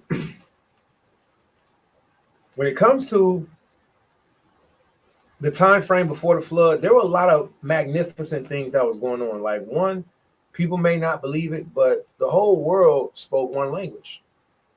If the whole world spoke one language, this does not leave out the facts that animals are a part of that world. Some people might not stand with that. Some people might not believe that. But the whole world before the Tower of Babel, which we're leading up to, spoke Hebrew. So it would have been absolutely nothing to have great shalom, fam. Good info on here, man. Hallelujah, shalom, Hundo, man. Good ministry from you, man. Man, good ministry from you, man. Salute to you, Hundo, man. I'll be watching from the sidelines. I really can't be as active as I would like to a lot of times. You know what I'm saying? Just because my hands are kind of, restricted. But I do get to watch and I do get to see, man. So I wanted to salute you, man. All right. Yeah, bro. Okay, so much. All right, salute you, man. All right, so I'm going to yield the floor on that topic because I wanted to go in, but I'm going to pause it. I do have something. Whenever you're done, or when we finish reading YirmeYah, I have Josephus on the account of the flood, a few PowerPoints. You got it, bro. I got it on screen. For you. Well, amen. All right. So I like reading. I love reading. All right. So we're going to start. This is where we are right now. This is Flavius Josephus. We're in book number 2. Again, if you don't like me, that's cool, I guess. But Flavius Josephus didn't do nothing wrong to you. So if you are interested in wisdom, but you don't like me, maybe you'll just hear wisdom coming from somebody else, and I'll say it. So watch this. I will therefore. Hey, see if you can blow off the screen a little bit. Yeah. Yeah, sure will. 2.5. Is that better? Yes, sir.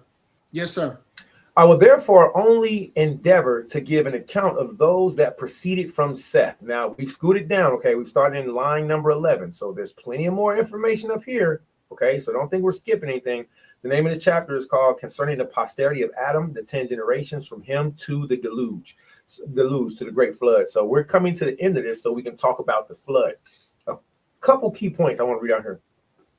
Now, therefore, I will therefore only endeavor to give an account of those that proceeded from Seth. Now, this Seth, when he was brought up and came to those years which he could discern what was good, became a virtuous man, and he was himself an excellent character. Also, did he leave children behind him who inhabited his virtue. All these proved to be of a good disposition. They also inhabited the same country without dissensions and in a happy condition, without any misfortunes falling upon them till they died. They also were inventors of that peculiar sort of wisdom. Now, I love this. And I had to stop and read this because I've been called so many different funny names in Israel, man. I just love Israelites even more. First of all, let me say this. Our fathers are the original astronomers. If you didn't make it in your lifetime to be the doctor that you wanted to be, then be a doctor in Yasharallah. Maybe you wanted to be an astronaut. Well, I can't make it to the moon right now. I got felonies. But I can study what my forefathers said and what the current astronauts say, and then maybe come up with a conclusion that helps to validate my faith walk, even helping me to be able to understand the shape of the moon, because we read it from antiquities. So if my point of saying such is to say, It's not too late to become a virtuous man or a virtuous woman. Go back in antiquities. You might find something that you like. When I found out that Abraham was an astronomer, it blew my mind. When I found out that not only was Abraham an astronomer, he taught the Egyptians astronomy. He taught the Israelites. He taught Daniel. He taught everybody. Abraham taught everybody. And that's only the tip of the iceberg of what I really want to talk about. And so I got this wild, wiry look in my eyes because I really want to go into Thoth. The conversation between Abraham and Thoth is ridiculous. It's ridiculous. And Israelites don't talk about it enough. All right. But let's not for right now. Wasn't that a contradiction? It's like to talk about it enough. Let's not. All right. They also ventures of that peculiar sort of wisdom. Now let's look and see what this peculiar sort of wisdom is. Peculiar sort of wisdom, which is concerned with the heavenly bodies and their order. You mean before NASA? Also, for those of you watching, the word NASA does not mean deceive. All right. I read Paleo Hebrew, modern Hebrew. I know how to discern the two. The word NASA does not mean deceive in Hebrew. All right. So before NASA was the Syrians, was the Chaldeans, was the children of Seth. But watch. And they're peculiar, and that their inventions may not be lost. All right, let's go back. They were also the inventors of that peculiar sort of wisdom, which is concerned with the heavenly bodies and their order. Yeah, and that their inventions might not be lost before they were significantly known upon Adam's prediction that the world would be destroyed at one time by the force of fire, and at another time by the violence and quantity of water. Do you see how Uncle Joe did it? He didn't put water first. Christ is coming next. Uncle Joe. Oh, yeah. Uncle Joe. Uncle Joe, that's my guy. Uncle Joe be going down for me. He be sitting on the steps every now and then. He give me a beer when my mama ain't looking. Uncle Joe, that's the homie. You know what I'm saying? But he always drop a jewel. All right, someone asked, what book are you reading? Right now, we're reading from Flavius Josephus. We're reading from Antiquities of the Jews. We're in book number 2, and we're in paragraph number 11 and 12. We're going to scroll up so everybody that's watching online, they'll be able to see. We're in chapter 2. It says, concerning the posterity of Adam and the 10 generations from him to the deluge. I don't know if y'all can see. So he gives three subjects in one chapter. Here. The children of Adam, the generations, and the great flood.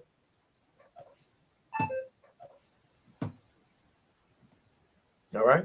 So reading down, it says, and that their inventions may not be lost, that they were until they were lost before they were sufficiently known. And upon Adam's prediction that the world will be destroyed at one time by the force of fire and at another time by the violence and quantity of water, they made 2 pillars. Who? The children of Seth in the time frame of antiquities. And they made 2 pillars. The one of brick and the other of stone. They inscribed their discoveries on them both, that in case the pillar of brick should be destroyed by the flood, the pillar of stone might remain and exhibit those discoveries to mankind, and also inform them that there was another pillar of brick erected by them. Now this remains in the land of Syriad to this day. Now the posterity of Seth continue to esteem God as the Lord of the universe and to have an entire regard of virtue for 7 generations. Now listen, y'all, this is going to be important. I'm not going to read the whole thing. Why is this important? Because when we get back to the Torah portion, which I'm grateful the elder gave me the floor just for this moment. When we get into the Torah portion, we're going to read what's called the Table of Nations. Right now, we're in Genesis chapter 9. All right. So in Genesis chapter 9, we're going to go from Genesis chapter 9, we're going to go to Genesis chapter 10. When you get to Genesis chapter 10, that's what you want to start. You want to document all this. But when you all get to Genesis chapter 10, write in your Bible, write on your notebook. All right. Write it on your forehead. Write it on your heart. I don't care where you write it. Just write it down. Genesis chapter 10 is called the Table of Nations. Now, if you already know that, cool. Let me give you a level up. since you smart guys and you smart women of Israel, all right, I should say intelligent because smart is intelligent is different. You intelligent men and women of Israel, what you got to do now is you got to go and get Isidore of Seville's chronology. You got to go get his book called The Chronicon. All right. And if you're watching on my screen, I don't know if the screen share is available. This is the Chronicon book right here. Look at this.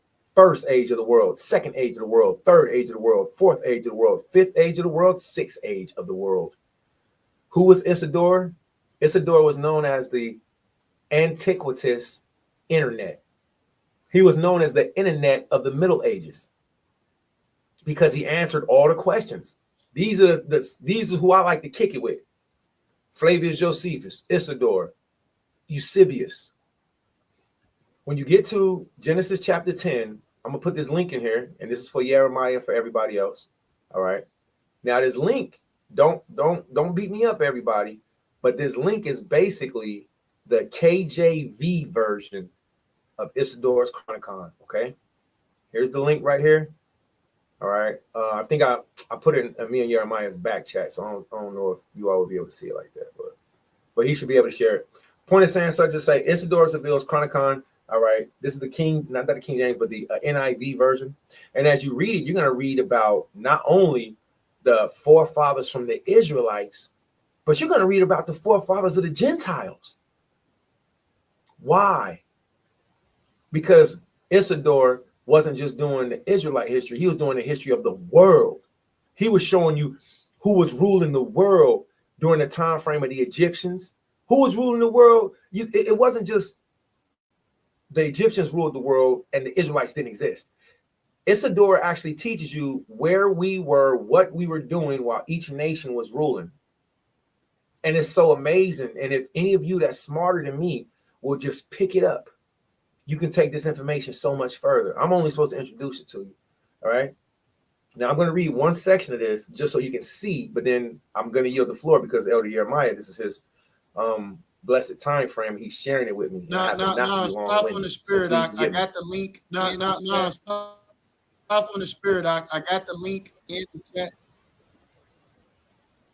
Thank you, Elder. So share it out to the people, man. Y'all follow along. All right. So share it out to the people, man. Y'all follow along with us. Amen. Amen. All right. So watch this. If you all can see the screen, this is in the third age of the world, which leads to ask the question, what happened during the first and the second? All you got to do is go a couple chapters up, and all of this precepts with the book of Genesis, chapter 10, the table of nations. Okay. All of this precepts. Okay. So we're going to skip down. See right here, verse 12. It says, Terah at the age of 70 bore Abraham at the same time. You see how Isidore did it? So he starts off with the Hebrew culture. Look, at the same time, what? Ninus ruled as king of Assyrians. That blew my mind. At Terah, at the age of 70, bore Abraham. So Abraham's father, Terah, was 70 years old when Abraham was born, but there was a king named Ninus, which I went and researched. He's older than Abraham. When I started talking about Trismos Megistus and he's older than Torah. Yes, sir. When we started speaking about that, yes, sir. A lot of people didn't comprehend and understand because we're all looking at the same coloring book. We're all looking at the same coloring book. But you got certain people in the class like YirmeYah, like myself, like maybe even you. Some of us will turn to the index of the coloring book. Some of us will go to the teacher's desk and say, who wrote this coloring book? See, that's what I do. I want to go and find out the details to help validate the truth of God's word.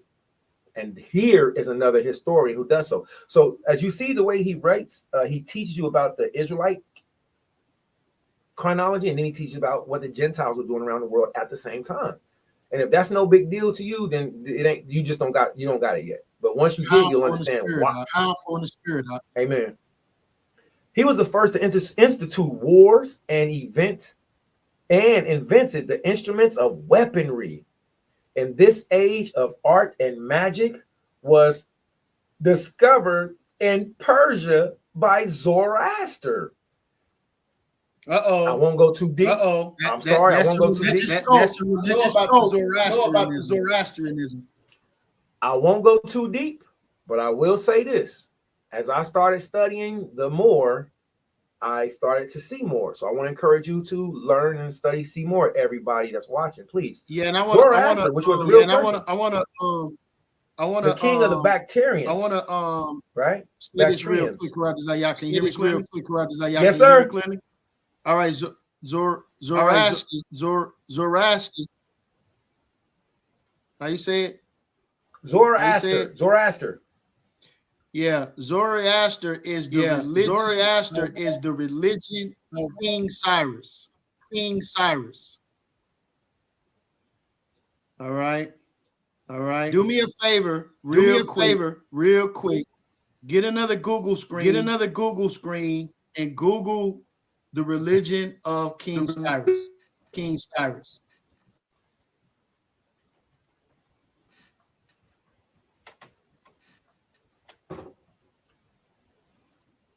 King Cyrus. Cyrus. There we go. All right.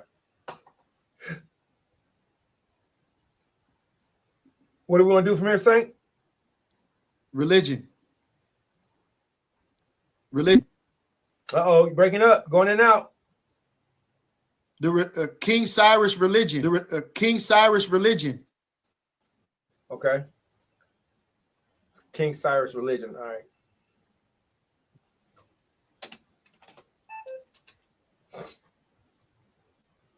All right. King Cyrus religion. And we have, this is a real quick, brief AI overview. It says King Cyrus was most likely a follower of Zoroastrianism based on historical evidence and speculation about his policies, particularly his respectful treatment for other religions. Some historians also note that he showed great respect for the diverse beliefs of people in his empire, Zoroastrianism. While there is no definitive contemporary record, historians often include that Cyrus was Zoroastrian. This is suggested by the reign occurring during the religion's dominance in Persian society, and the possibility of him feeling kinship with the Jewish people. He freed from Babylonian captivity due to shared religious roots. And all right, YirmeYah, I want to ballpark out with that one, brother. You killed that one. Yeah, that was hard, right? That was hard, right? I mean, that's hard. You killed that one. Yeah. You open the floodgates with that one, man. So I'm going to be interested in reading about that because Cyrus came out maybe 1,000 years after this. And we have to remember too, like what did Cyrus do for the children of Israel? What did he do for us? You know, that's a great point, man. But I don't want to cut you off, Elder. What I want to do is encourage for everybody, finish reading if you can. I shared the link in here. You can look up early church fathers or Tertullian.org fathers and go to the section fathers and go to Isidore. And when you get to Isidore, you'll find out, pertaining to his book, Chronicon, if you want to precept the book, and even if you can't listen to it, if you can't read it right now, you can listen to it. In your downtime, you can listen to it and find out how much more. This is why we study the Torah day in, day out, all right? We meditate on the word because there's so much to find out. I'm going to finish this point if it's okay. It says he was killed by King Ninus. Also, the walls of Babylon were built by the Sumerians, queen of the Assyrians, from the flood. Now, check this out. From the flood to the birth of Abraham, 942 years. The second age has come to an end, 3,184. Oh, I wish that there was somebody more intelligent and smarter than me that would take this information and bless the Israelites and go further. I wish, because I've read this. I don't know. I listen to this. This is my fun time. I play video games and I go through scriptures, right? And push-ups. That's my new thing. I do push-ups. I'm a push-up fanatic now, right? I need to work on my core. Point of saying such as to say, the information that's here takes our Bible and it makes our Bible even more illuminated. And it's not like this is a Gentile who didn't believe in Yahweh. All right. Isidore, bishop of OKC. Isidore, the bishop of Oklahoma City. Right. YirmeYah, the bishop of Seville, the bishop of wherever you live. Isidore, the bishop of Oklahoma City, was a studious man. He was bishop of Seville, but I just use OKC so everybody can be relative. Like his name wasn't hard. He was just the elder of Oklahoma City. He was the elder of Seville. But he was so beautiful and knowledgeable that he was actually referred to as the modern time internet. He's referred to as the modern time internet, by those that's familiar with the internet, because his care for wisdom was so beautiful. My last point, Isaac at the age of 60 bore twins, whose first was Esau, from whom came the Edomites. The second, Jacob, who born the cognomen Israel, after whom the Israelites were named. And this time the kingdom of the Greeks reigned. And what? Antiochus was the first to rule. I know Negroes didn't know that. I know for a fact they didn't know that. But you can learn it and you can apply it and then take this lesson to the next level. I yield the floor. The whole point of coming here was to say, everybody learn the table of nations. You can learn the nations of the world. And then after that, you take that and you say, well, who are these people? And well, you have resources. We have references for you. We're not here just to tell you. We're here to show you. All right. And with that, the water for your time, I yield the floor. Khan. All praise and glory, man. Let's get back to the Torah. We are in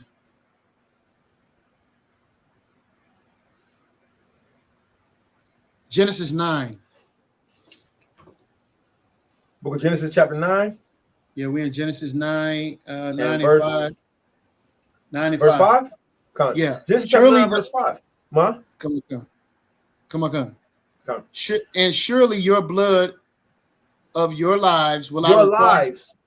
I'm sorry. Let me read, Elder man. I'm calling on fire, man. You do the edification, please. Can I read? Yeah, sir. The water. Genesis chapter 9, verse 5. And surely your blood of your life.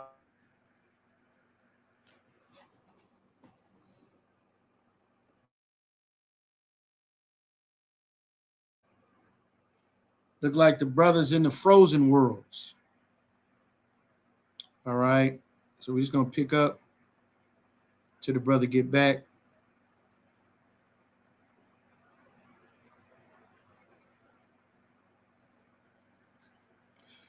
Who sheddeth man's blood? Whoso sheddeth man's blood, by man shall his blood be shed. These are laws that are being instituted on the earth. For in the image of God made he man. And you be ye fruitful, and you be ye fruitful and multiply, bringing forth abundance in the earth and multiplying therein.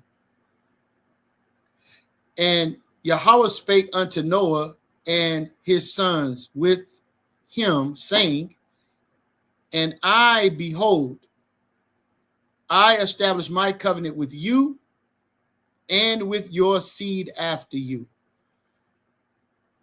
and with every living creature that is within you, of the fowls, of the cattle, and of every beast. Salaki, are you back up? Con. All right. All right. Genesis chapter 9, verse 10. And of every beast of the earth with you, from all that go out of the ark to every beast of the earth. Genesis chapter 9, verse 11. I will establish my covenant with you. Neither shall all flesh be cut off any more by waters of the flood. Neither shall there be any more flood to destroy the earth. Verse 12. Wa Allah Amar, and God said, this is the token which the covenant, token of the covenant which I make between me and you, and every living thing that is with you for perpetual generations. I do set my bow in the clouds. I do set my bow in the cloud, and it shall be for a token of a covenant between me and the earth. Man, that just made me break down lightweight, man. Because man, see that's and this is where you get the your so-called rainbow. See, I wouldn't mind looking that up in the Hebrew real quick. Let me look this up. Yes, sir. And something that just is so beautiful is Hamashiach, the Most High. Let's say Most High, man. Allah Hayab. He loves us so much that, as we see in the court in the scriptures, his courts, his quarters, like you go to the court of the Lord. When you go to his courts, as been documented in scriptures, that rainbow is in his element. That rainbow is in the floor. That rainbow is over his throne. So for him to take a piece of that and say, here y'all go. Here y'all go. You know, yeah, that's facts. Come on, man. Come on. Because even we just read, it said he thought within himself that he would never, you know what I'm saying, destroy all flesh. Within himself, he thought that. After he smelled Noah's sacrifice. Ain't like he busted out Noah. Like, hey, no, I had a second idea. Nah, the way our legislator, Moses, the way he gave it to us, was that the Most High considered within himself after he destroyed everything. That's compassion. I'm not going to do that again. Let me give y'all a gift. And I've done that. I pop my Benathion darters. I pop my Benathion on their legs. You're not supposed to do that. You're not supposed to touch that. And then afterward, come back and rub their legs and kiss them and talk to them and lay with them until they go to sleep and give them a gift. You know, I've done that. You know what I'm saying? But as a father, Yahweh, giving us a portion of the rainbow, and the rainbow is in his heavenly quarters. That's phenomenal. What is man that God? What is man that God, that the Most High should consider us? So I yield the floor on that point. I really apologize. Thank you. You gave me the solo screen. I didn't mean to go too far on that, but just the beauty and the glory of that is when we go to the scriptures, we do see that in the courts of the Most High, he has the rainbows. It's in the floor. It's in his floor. It's over his head. And then after he destroyed everything, he say, here's a reminder. I love you. And it's something beautiful too. He could have did anything. Most High could have made us allergic to water. He could have been like me. Sometimes I'm like, you know what, that's bogus. So since you did that, you know what, never mind. But the Most High is so loving that instead of smiting us with something worse, the Most High gave us favor. He gave us grace, and he gave us mercy, and he gave us a beautiful bit. Even if we're in an area where it's not raining at, even if you're driving somewhere, you're just in a mountain area, and it's just a lot of green and clearing. Shalom, light warrior. Blessings, my beloved sisters. Hallelujah, hallelujah, shalom. Even if you're in an area like that, a rainbow can strike so much awe and inspiration that while you driving, you can stop. You can stop. Oh, there's a rainbow. Stop, pull over, look at. I don't care what's going on. When you see that rainbow, and it's one of them really nice ones, every time, bro. Every time. Every time it's in the sky, everybody be like, hey, you see that? Yeah, it's amazing. It's amazing, man. A reminder of his mercy and his grace, and not of me being a sodomite, not of my sister being a sodomite, not of the stinky smell of defecation and sexual organs mixing, not of the pollution of children being molested, but of the all inspiration of Yahweh's mercy, that feeling of seeing it and being like, oh, wow. That's a reminder that he didn't kill you or the rest of the world. That's what that rainbow is. It's a reminder of his grace, his mercy, not killing us, not of the abominations of what the satanic world would like to make the righteous rainbow into. All right. I yield the floor. The water out of one. Thank you. Right. Come, all praise and glory. So maybe you can give us the paleo pronunciation for this, but it says here, Strong's H 7198. Kesheth. Keshith. Well, Keshith. it'll be two pronunciations, which will just be two syllables, three syllables: kwa, sha, and tha. Kwashath, kwashath. So kesheth is very good. And for everybody who's learning modern Hebrew, I encourage you, please learn modern Hebrew. You should. If you're an Israelite of the bloodline of the 12 tribes, you are mandated. You have to learn Paleo Hebrew, because you can learn modern, but that Paleo is going to stick to your spirit. It's going to stick to your soul. So kwashath are the three characters as there. You have the kwap, the shin, which is the sharp teeth, and then the fa, the last character is the X marks the spot. All right. So the symbol of stability, shovel, sharp teeth, and that's it. All right. The tha, that's it. So kwashath is the word that's there. Kwashath.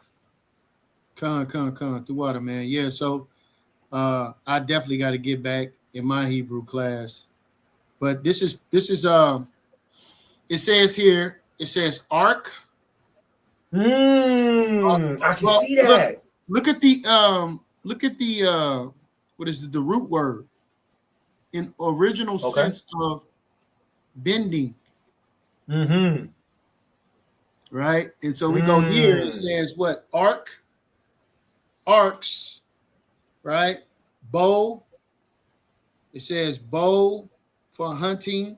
The way the shape of the bow, the way it looks, is what you're going to see in reference to what it's speaking about, what you would see in the sky. You know, of course, the fourth one is rainbow, right? Or bowman, archer, bow. If all these things are similar in shape, and this is what it's in reference to and what you would see in the sky, man. So all praise and glory, brother. I appreciate that sincerely. Can we go down one more? Go down one more, please, to Jacinius Hebrew Chaldean Lexicon, please.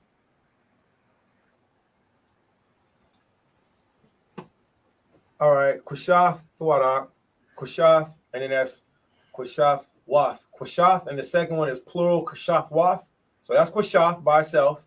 And then that PL with the period, yes, sir, that's the Shah. And the last, yes, sir, that's the sharp teeth, the Shah. That's the Quap, that's the QA.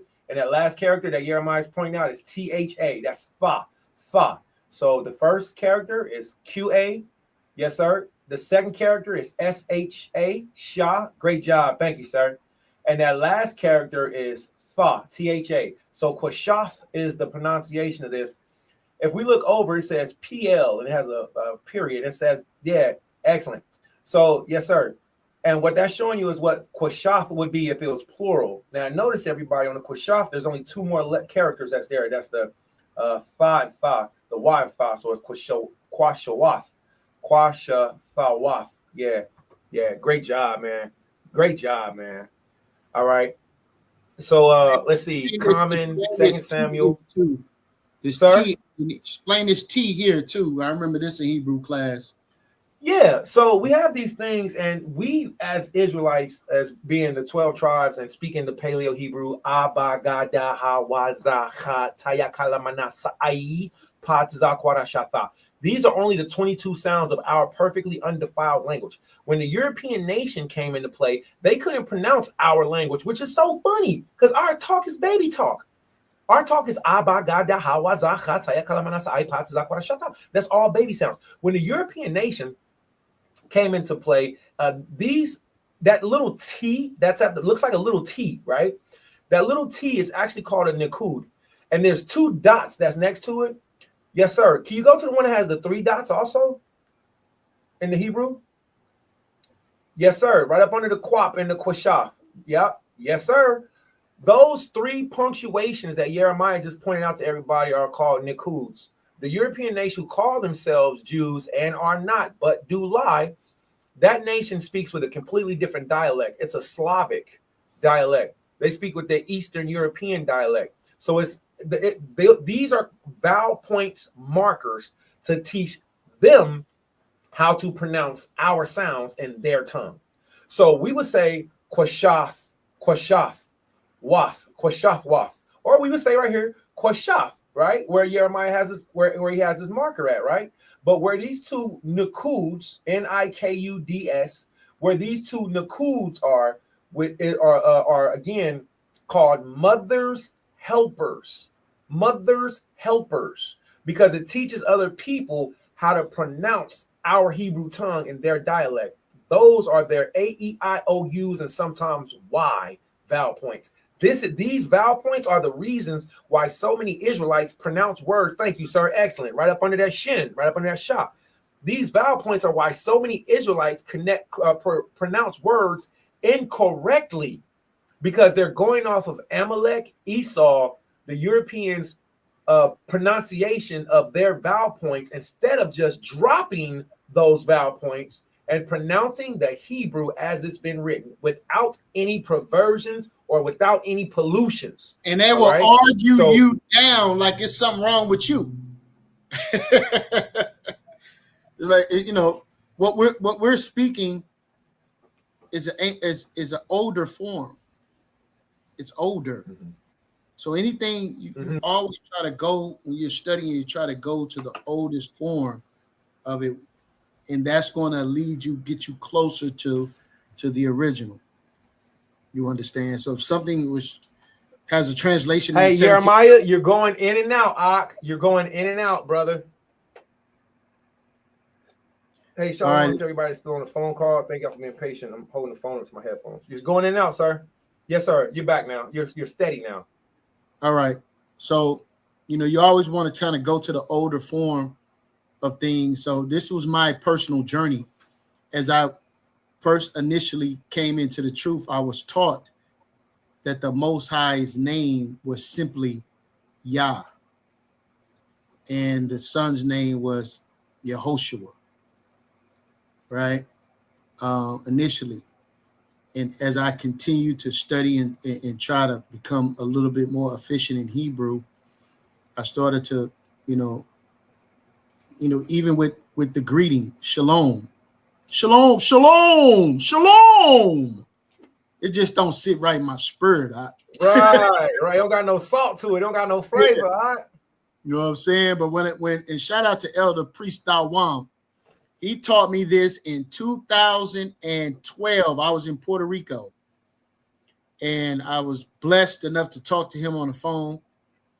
And I was talking with him, and I was like, shalom. And he was like, that's not quite right. So I was like, oh, yeah, I know what you're talking. I try to cut him off, Karatazar. I try to cut him like, oh, yeah, I know what you mean. You mean Shalom. That's what I did, bro. And he was like, nah, bro, it's Shalom. Oh, okay. It just hit different, bro. You know? And there are brothers right now that try to demonize us. Oh, you know, you them Shalom brothers. You know, as if we're supposed to feel bad by being holy, which means to be separate from our oppressor. Our oppressors say, shalom, shalom, shalom. I'm watching a TV series right now called The Chosen. And I'm going to do a review on it coming soon. It is one of the best versions of the story of Mashiach Yahushua done by heathens that I have ever seen in regards to no Jesus story in the movie form had so much Jewish culture in it. They had the Zeets. They were keeping Shabbat. They were keeping dietary law. All this was in it. And they showed Hamashiach Yahushua, who they're calling Jesus in this show, him participating in these events. And they were showing more of a cultural dynamic to the story of Jesus. And I encourage any of you brothers and sisters, if you get an opportunity to check that series out. I believe they're in season up to season 5 right now. They have a season 6 coming in like 2 years. 2027 is the next one coming out. So it was amazing just to see some of our Hebraic culture even though it's bastardized, it was still a breath of fresh air, as it gave you more of a cultural sense of the story of Jesus versus what we've been used to with no, like even they did the story when the woman that was on a menstrual cycle for 12 years and she touched the hem of a Mashiach Yahushua garment. She touched his fringes, bro, in the show. It just was. Oh wow, hey, that's deep. That's deep, Yeah. because you wouldn't see that. That's deep. Right. Yeah. Right. So, it was just a breath of fresh air to see Hebraic culture in the story of Jesus as never seen before. Right. So I encourage you all to go check it out. That. It's called The Chosen. Yeah, thank you for sharing that. Can you share my screen real quick? Yes, sir.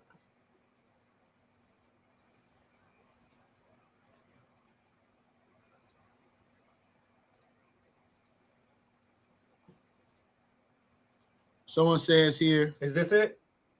Yeah. Someone says here, because we as Negroes have learned the ways and methods of speaking as our captives. That's why I don't criticize anyone. I've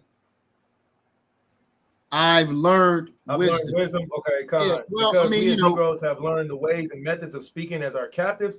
That's why I don't criticize anyone. I've learned wisdom. That's very good of you, light warrior. Amen. I don't have anything for that, YirmeYah. I'm just. My whole thing is support your comment. We have to teach, though. We have to teach, and there's nothing wrong with challenging brothers that's shaloming you to death every day to say, hey man, how about we start to try to adopt? It's such a attack on Lashawan Quadash because of the camp hate that's out there. So much camp hate, and this Lashawan Quadash, what they're trying to separate from ancient paleo, is for me as a culturalist, I'm going to adopt what is permeating from our culture, right? But you got your screen? Yes, sir. This is really quick just to show everybody. All right. Key points with the Nakud. All right. The Nakuds are the vowels that Elder YirmeYah was bringing out, right? So key points with the Nakuds. Function. Its primary role is to convey the correct punctuation of words, especially since most modern Hebrew. Now look at this.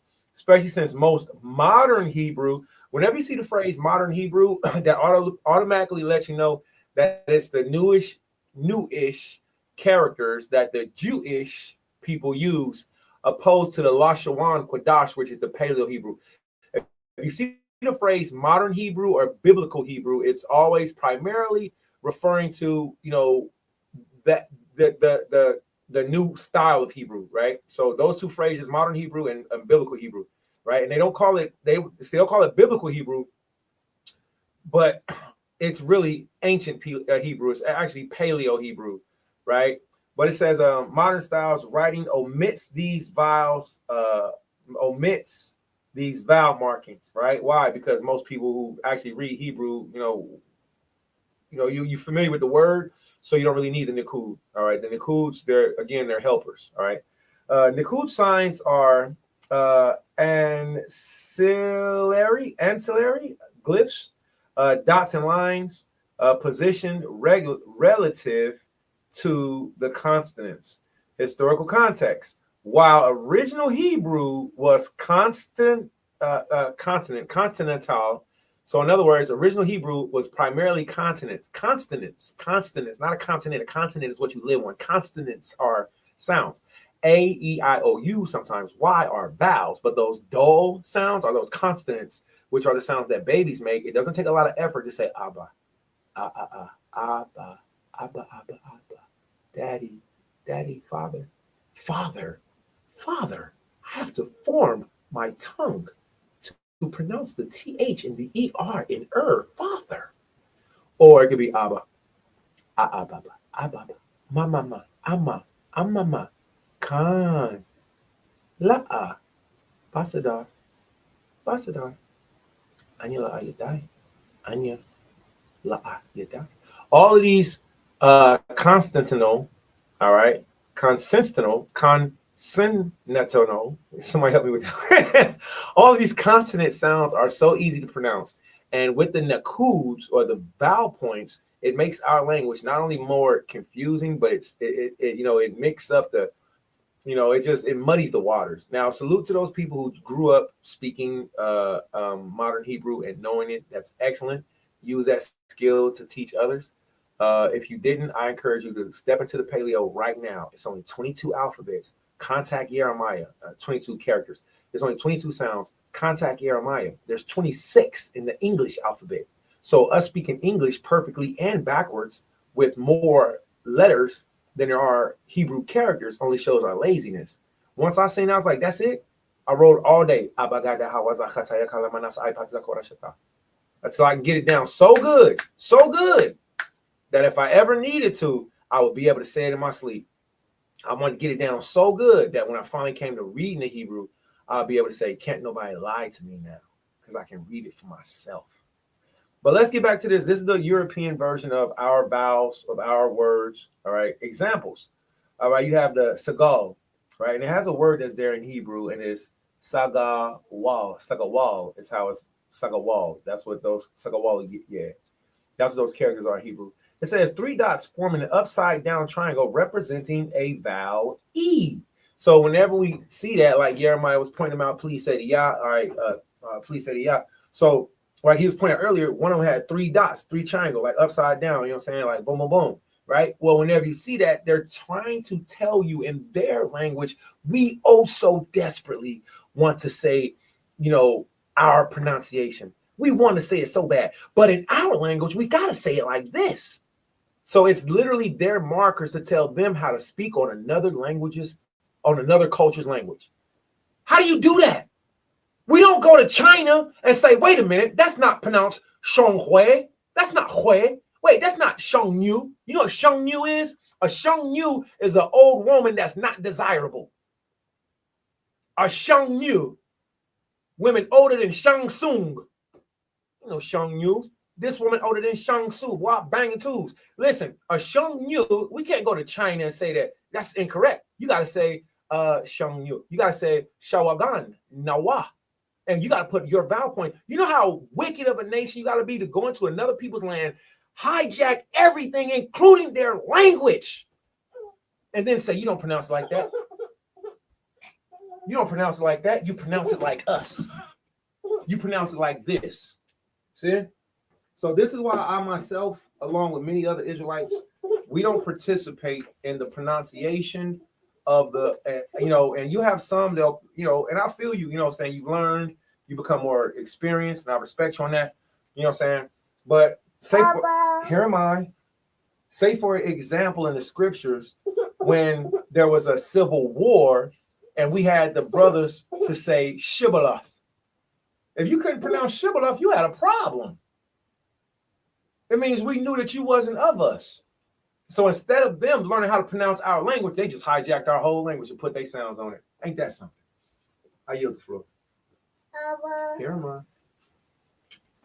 Well, she was right on time with that Abba, Abba. Boy. Abba.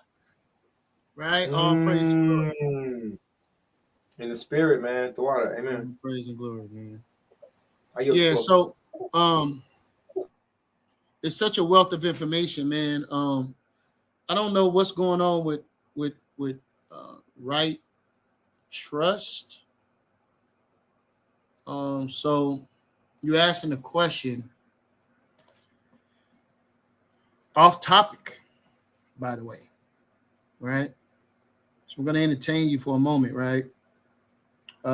Is marriage of other races wrong?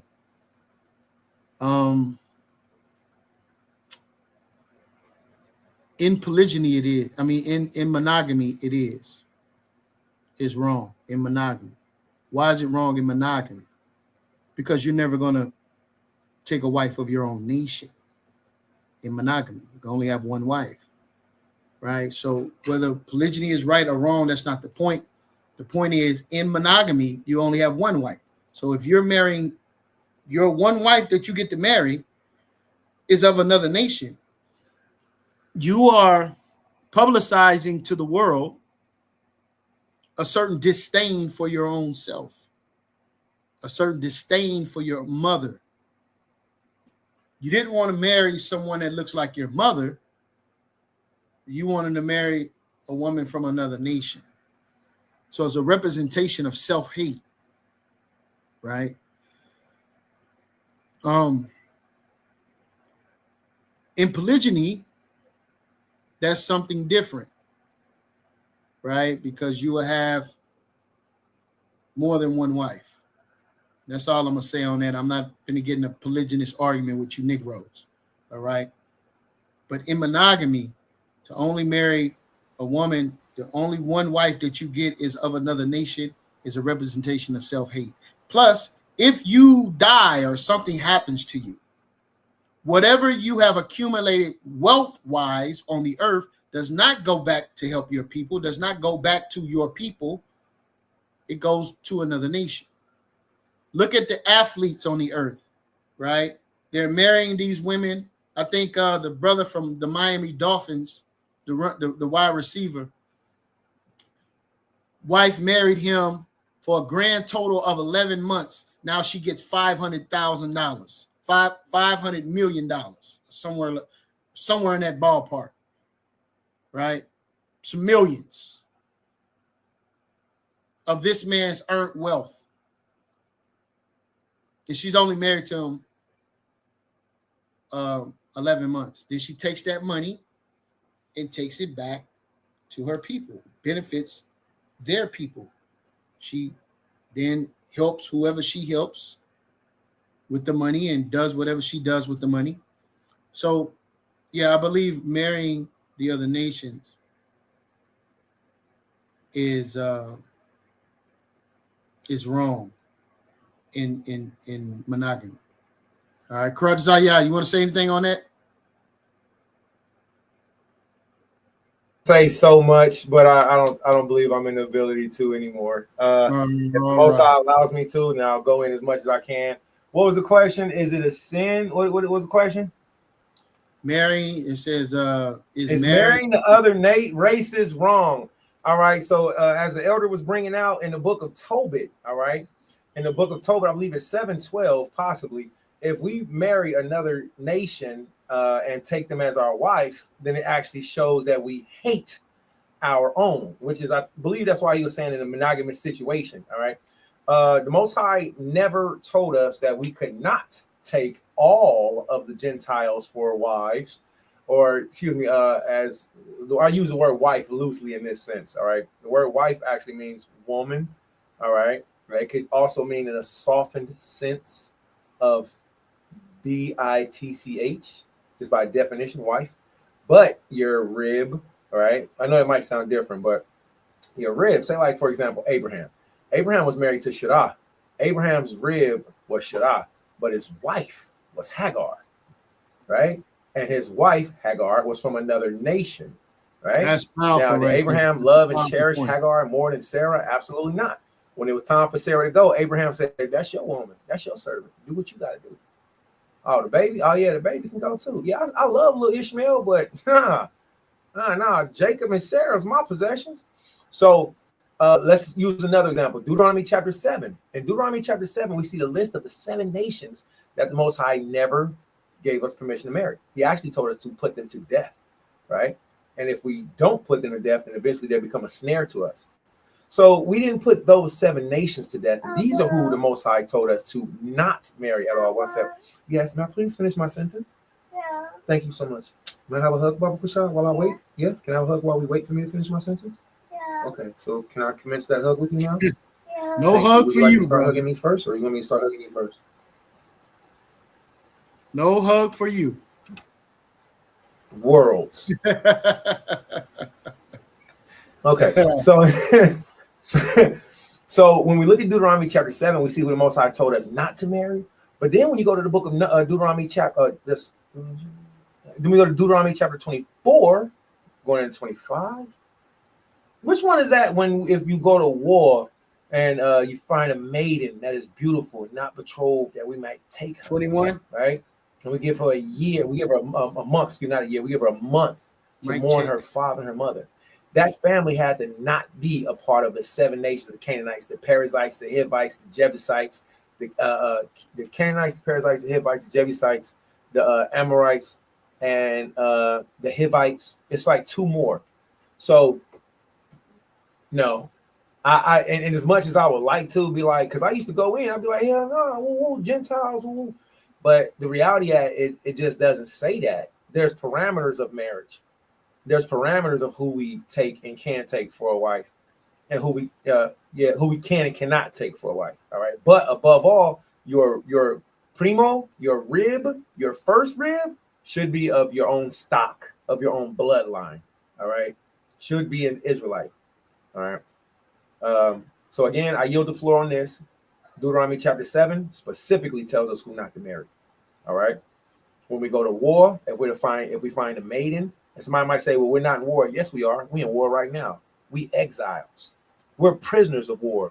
Oh, well, you ain't in war like with Moses. Hey, man, shut up. Maybe you not. But our nation is at war right now. We get murdered anytime. We ain't in our land. We in our land. Yeah, we at war. So person might take that, person might not. The point is, when we are in a time of war, if you find a beautiful maiden that you would like to make your wife, and these are the parameters that the Most High says to do. All right, we go to the book of Tobit. The Most High tells us. Hold on a second. This is exactly what I'm talking about. I didn't want to get into no polygynous. We're finna go back to the Torah. That's what we're finna do. That's all right. Let me see what they said though. Let me see what they said though. All right, to piggyback, which we don't piggy anything. We lammy back around here, homie. We don't piggyback nothing. All right, no, not saying. Just pick up that phrase. We lammy back. I ain't picking nothing. All right, let me back. Right trust. All right. Is there any man willing to be one of many husbands to one wife? It goes to heart, man. You see, all right. Yeah, perfect. Well, Adam Eve. Yeah, I judge. No, man. Okay. So, okay. Heard your comment. Thank you for your comment. According to the Bible, here's your answers. Right. So your answer is, I believe, Tobit 7, start at 12. We're told to chiefly marry one from our own nationality to show that we do not hate our own. All right. Deuteronomy 7 is a list of who we're not to marry. All right. And then the Most High gives us parameters of when we go into the land, if we find a maiden that's a beautiful maiden, that's a Gentile. If we're at war, you know what I'm saying? Then she's to cut her hair, she's to pare her nails, and she's to mourn for at least a month for the loss of her parents, but we don't kill their parents. But but the Most High is not against us having them for wives. So I haven't seen to where it's illegal to have East Indians. I don't mind going into it. I don't mind at all. I mean, but my whole thing is, I know YirmeYah, he's on it.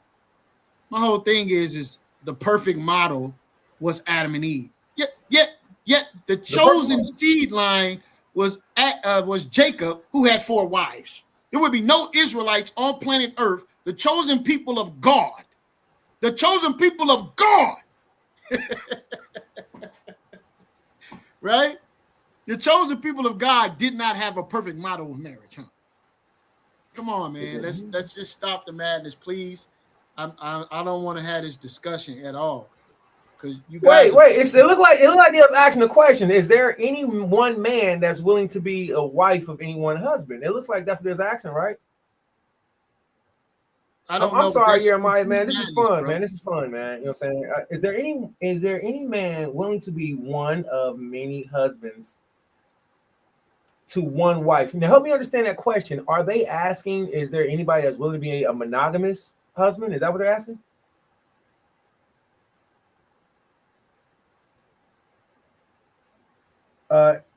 It goes to heart of humanity, deceitful heart. Yeah. All right. It goes to heart of humanity. Yeah. See. I guess he was asking a question, but the thing is that that's not how polygyny works. It's not many husbands and one wife. That's not polygyny. All right. Is there any man willing to be one of many husbands to? Okay, so there's many husbands, right? So there's many husbands. Is out of all these many husbands, is there any one husband willing to be a wife to any one man? Is that what they're asking? It sounds No, like. bro. No. That's Okay. not what he's asking, bro.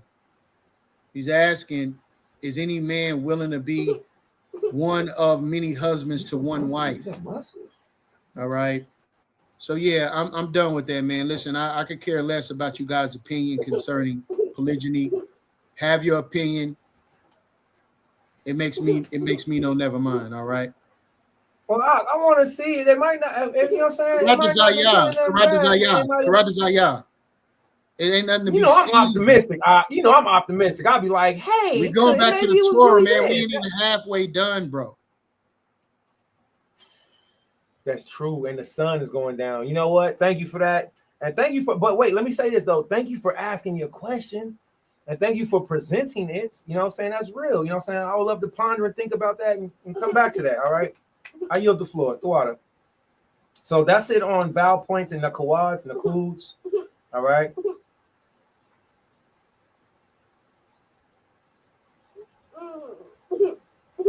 You got so many muscles. You're so muscular. Why are you so buff? Let me see your muscle. Why are you so buff? Let me see your muscle. Let me see your muscle. You want some? No. Okay. Well, I think it'd be best if I muted up for this time frame, Mark. I think I started to turn up too much and I ended up waking her up, man. All right. Yeah, we're gonna have to Yeah, I need a wife in the house to take care of these children. Yeah, that's the answer. There needs to be a woman in the house to take care of these children so I can be a man and minister. The scripture says in Acts chapter 6, it says, shall we leave the word of God that we may serve tables? I got to serve tables. Lay blood. All right, man. So we're gonna pick up the remainder of the Torah. Yeah, my bad. It needs to be a woman taking care. We're gonna pick up the remainder of this. It's just so much wealth of information. I want to educate you brothers and sisters to the best of our ability, right? And we truly thank you for standing with us.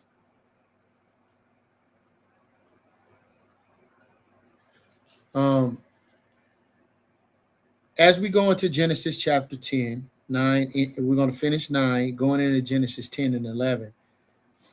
Powerful information, so I encourage you all to stick with us. We're going to pick this thing back up tomorrow at this same time. All right. So with that being said, peace and blessings, family. Shalom Lakum. All different type of information every week. Let me speak. If you subscribe, we're going deep. Love talk, Sister E. God's work, Sister E. Charity, Sister E. Let's talk with Sister E.